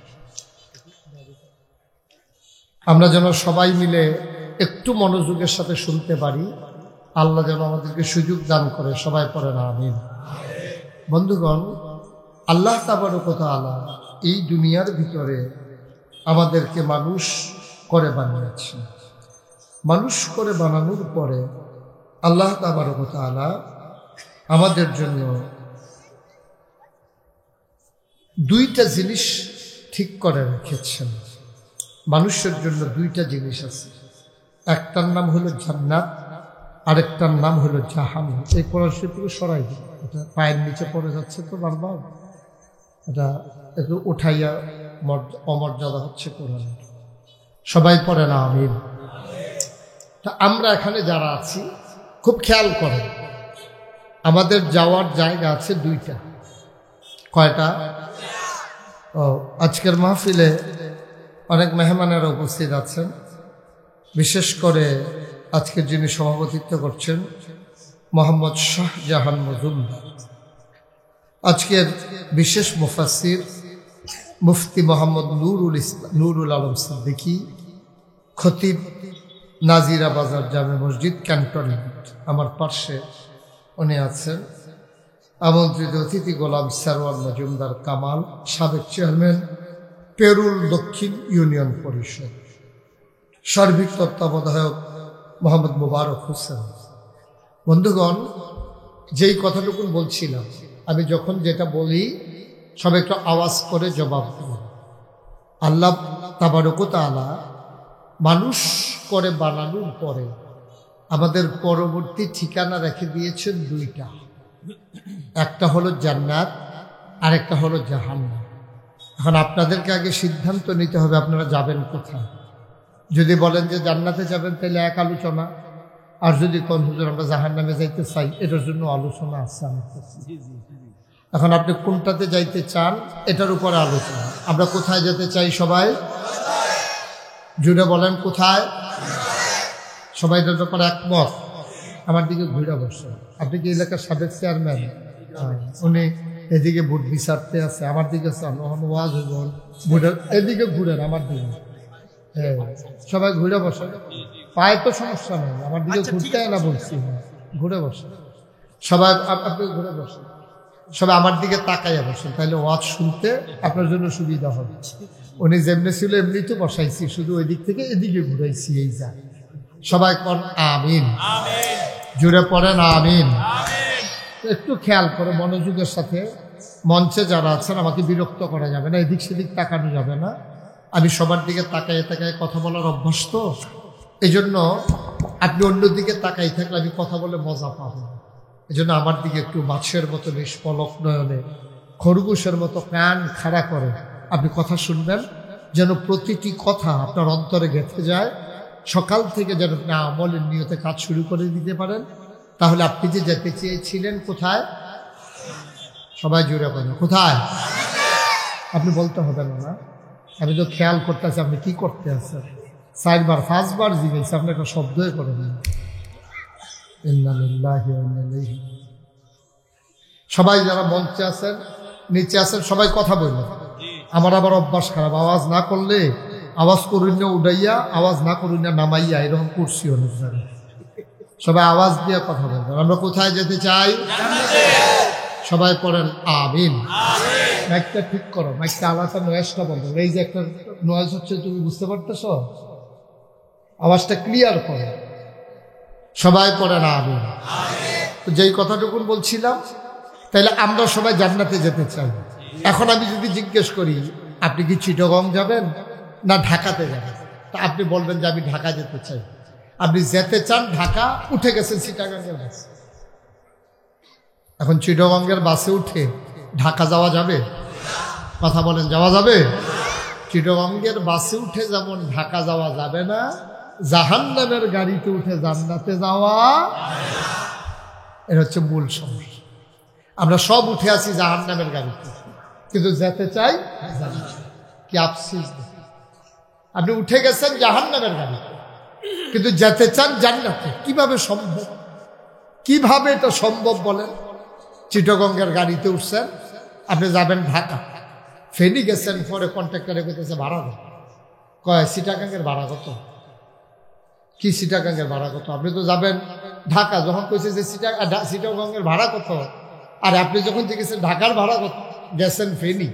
এখন কন্ট্রাক্টরে তো সংখ্যাই উঠছে, ভাই আপনি কি কইতে আছেন, এটা তো চিটাগং যাবে। কই না নিলে আমি তো ঢাকা, তা ঢাকা আপনি গেলে যাবেন কেমনে? আপনি তো চিটাগংয়ের বাসে উঠে গেছেন।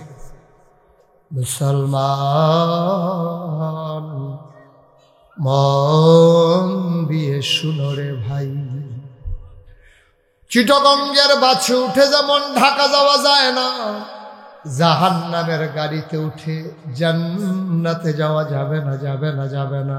ঠিক কিনা? যেহেতু জান্নাতে যেতে চান, ১৫০০ বছর আগে আল্লাহ নবী বলেন, আবু হুরায়রা রাদিয়াল্লাহু তাআলা আনহু থেকে হাদিস বর্ণিত, আল্লাহর নবী বলেন, তোমরা আমাকে 6টা জিনিসের গ্যারান্টি দাও। তোমরা যদি আমাকে 6টা জিনিসের ব্যাপারে গ্যারান্টি দিতে পারো, অর্থাৎ তোমরা 6টা জিনিস আমার কাছে জামানত রাখবে, আমি জান্নাত তোমাদের জন্য আমানত রেখে দেব। আপনি দেবেন কয়টা জিনিস? 6টা জিনিস আপনি নবীজিকে বলছেন। নবীজি বলছেন তুমি 6টা জিনিস আমার কথা বলো। নবীজি বলছেন 6টা জিনিস আমাকে দাও, আমি তোমার জান্নাতে জিম্মাদারি নিলাম। তো নবীজির কথার ব্যাপারে কারো কোনো সন্দেহ আছে? নবী যা বলেন তা করেন না কি করেন না? নবীজির নবুয়ত প্রকাশ পেয়েছে 40 বছর বয়সে। এর আগেই তো নবীজির নবুয়ত প্রকাশ পেয়েছে 40 বছর বয়সে।